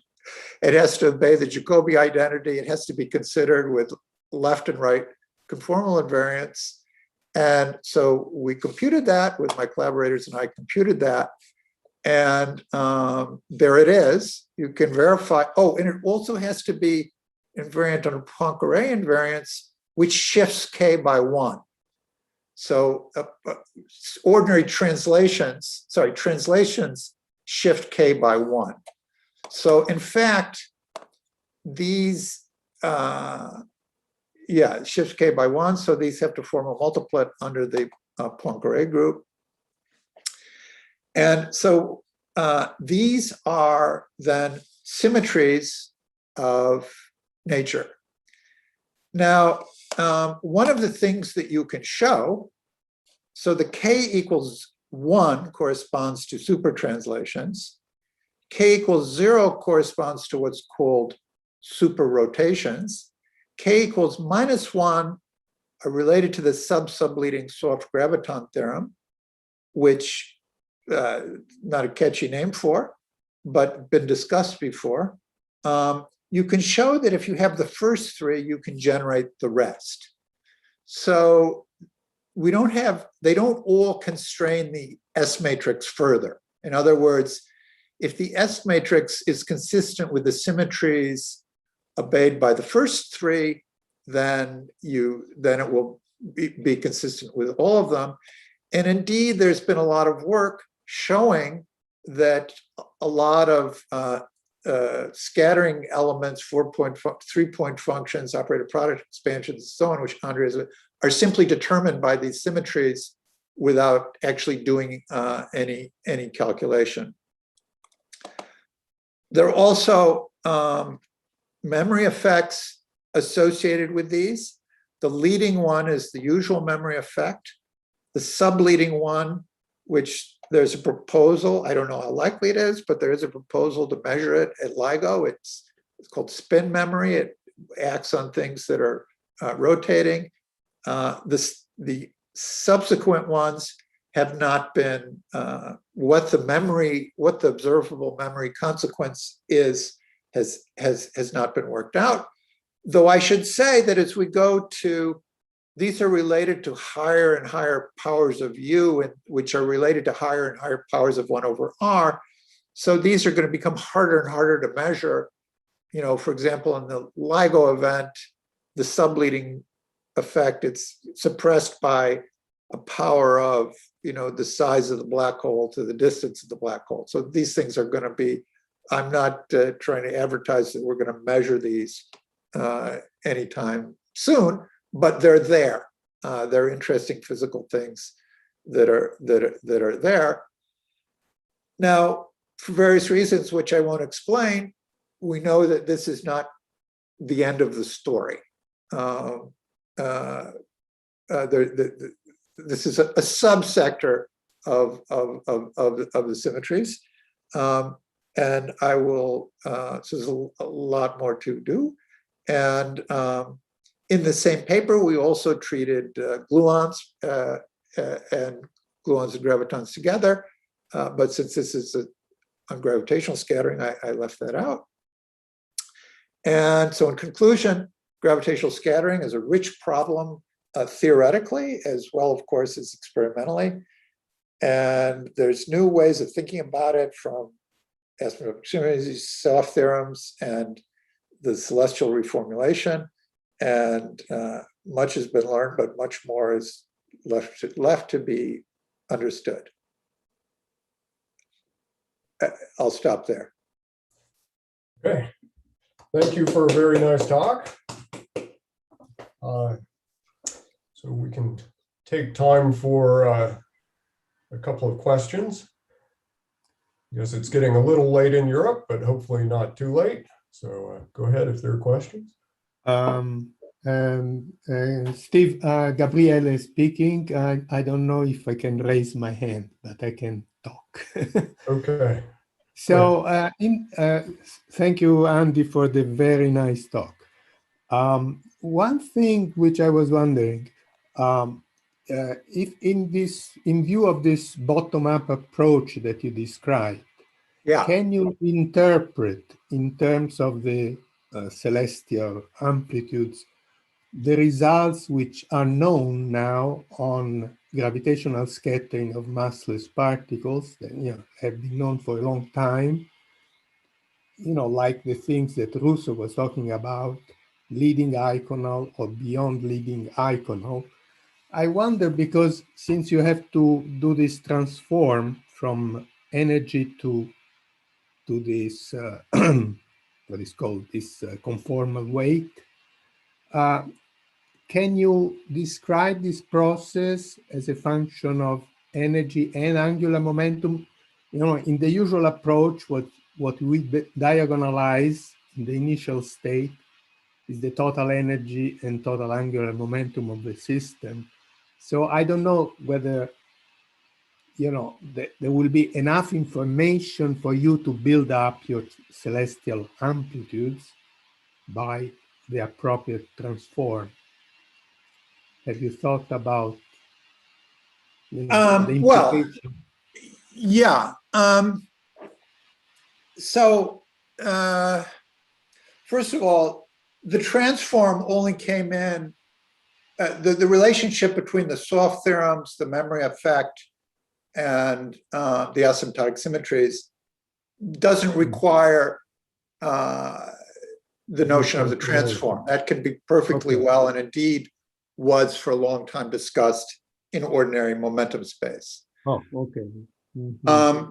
Now,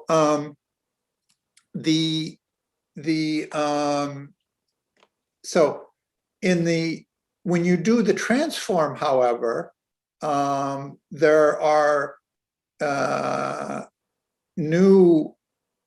what seem to be new ways of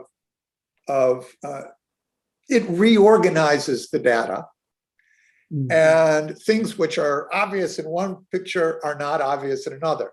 So I view them as complementary. So, but when you put complementary things together, you typically get something far more powerful. So one of the things that that we discussed, for example, in the paper with Anima, Anna, and Monica, was the analytic structure of the scattering amplitudes in the conformal basis, which turns out to have a very simple pole structure, which are whose coefficients are related in a way that you can write down very explicitly between the coefficients of the ordinary in the amplitudes program. So yes, we expect many relationships. One thing we haven't done, which we would love to do, I mean, I was very intrigued by this discussion and bit my tongue for prolonging it because it was going on too much, but Steve reminding me of Mike Duff's old paper that you get the Schwarzschild metric from this, and so that you can sort of already see its amplitudes black holes. So we don't really know how to we don't understand what happens if you make a black hole at a celestial scattering amplitude. But yes, certainly there's enough information. We can go from the amplitude, any amplitude, you can transform it back and forth. It's a map. So any amplitude that you construct in momentum space with Feynman diagrams, you can transform it to the celestial representation, where that it has to obey certain identities that it would have been very obscure in the momentum space representation. But it's not that you can perhaps have new insight on the high energy limit, what Steve was asking before. Well, there is insight in the high energy limit in this way.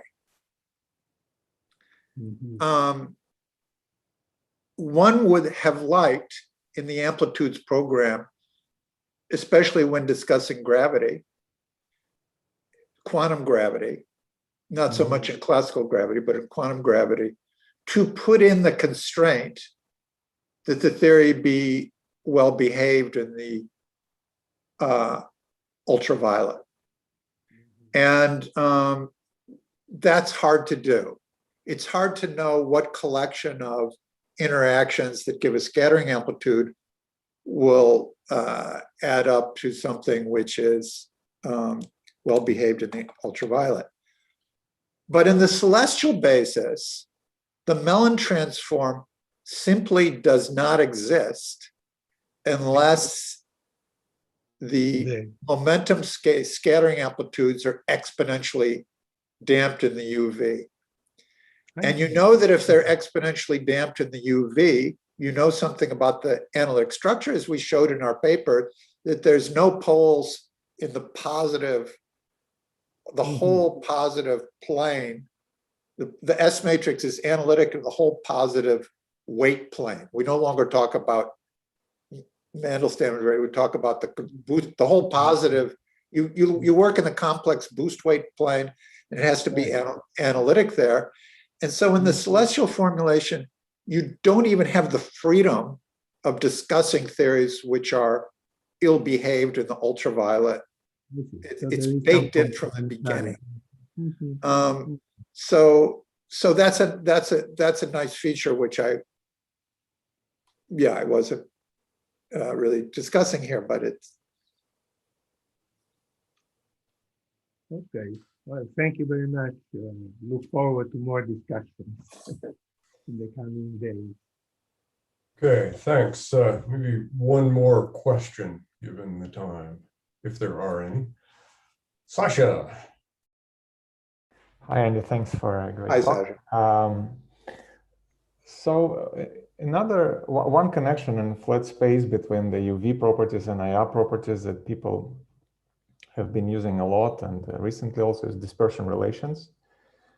And so given that you now, when you do the Mellin transform, you said you have some analyticity in Steinhoff plane, and then you have some poles, which you know the locations. Can you write the dispersion relations for celestial amplitudes? And is there something useful that you can learn from that?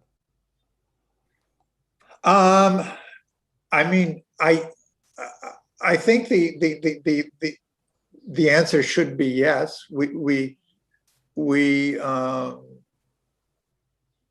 I mean, we just put a paper came out last night on the conformal block expansion, a different kind of thing. But yeah, I think all of these questions could be addressed. Right, but you say that one particularly is relating high energy and low energy and should be interesting in this context. I'd hope so. Yeah. Okay, thanks. Okay, well, let me see. I see Andrea's raised her hand. If it's a quick question, let's take one more, but then we should really, I think, cut off. Go ahead, Andrea. Yeah, it should be quick. Andy, you mentioned the Newman-Penrose charges, and I was wondering whether you try to match them to these null state symmetries, or if this is more of an analogy. I think you see, Newman. What's very similar is it's a little hard to see from, but if you probe a little deeper, what you find is that these symmetries correspond to things. If you write them in terms of data at null infinity, you can rewrite them in terms of pieces of the metric which are falling off by more and more powers of R, which is exactly what Newman and Penrose did. Now, they got confused because they arrived at the Peeling theorem, which is, Peeling theorem is wrong. It doesn't apply to any reasonable situation. But they started out the right way. And you have the higher and higher powers of 1 over R, which is they're subleading things. You know, if you have these components of the Weil tensor size 0, 2, the 2 is the same as the K. And moreover, they see that as you go higher and higher, that the symmetries occur at larger and larger angular momenta. And that's the same as the N. So it looks really similar. I think it should be related, but no, I haven't related it. There's a lot of gold back there in those old papers. Yeah. Yeah, thanks. Okay, on that note, we'll let people go try to find that gold. And thanks, Andy, again for a great talk. And thank you. I will go ahead and I guess hand it back to the organizers, or I guess we should shut down whatever is the next thing here. Yeah, I don't know. Any communication from Dimitri? No? For tomorrow? No, everything is fine. Just want to thank everybody for participating, and see you tomorrow. See you tomorrow. Maybe it's worth saying that we've opened channels for the various talks on our Slack site. So for people to ask questions or continue discussions, etc. So you might have to find them in this channel browser on Slack, but they're all there. Yeah, I saw already several people entered the various channels, so that that's great. Yeah. Continue. Yeah. Okay, thanks. Thanks. Bye, everybody. Okay, thank you. Bye.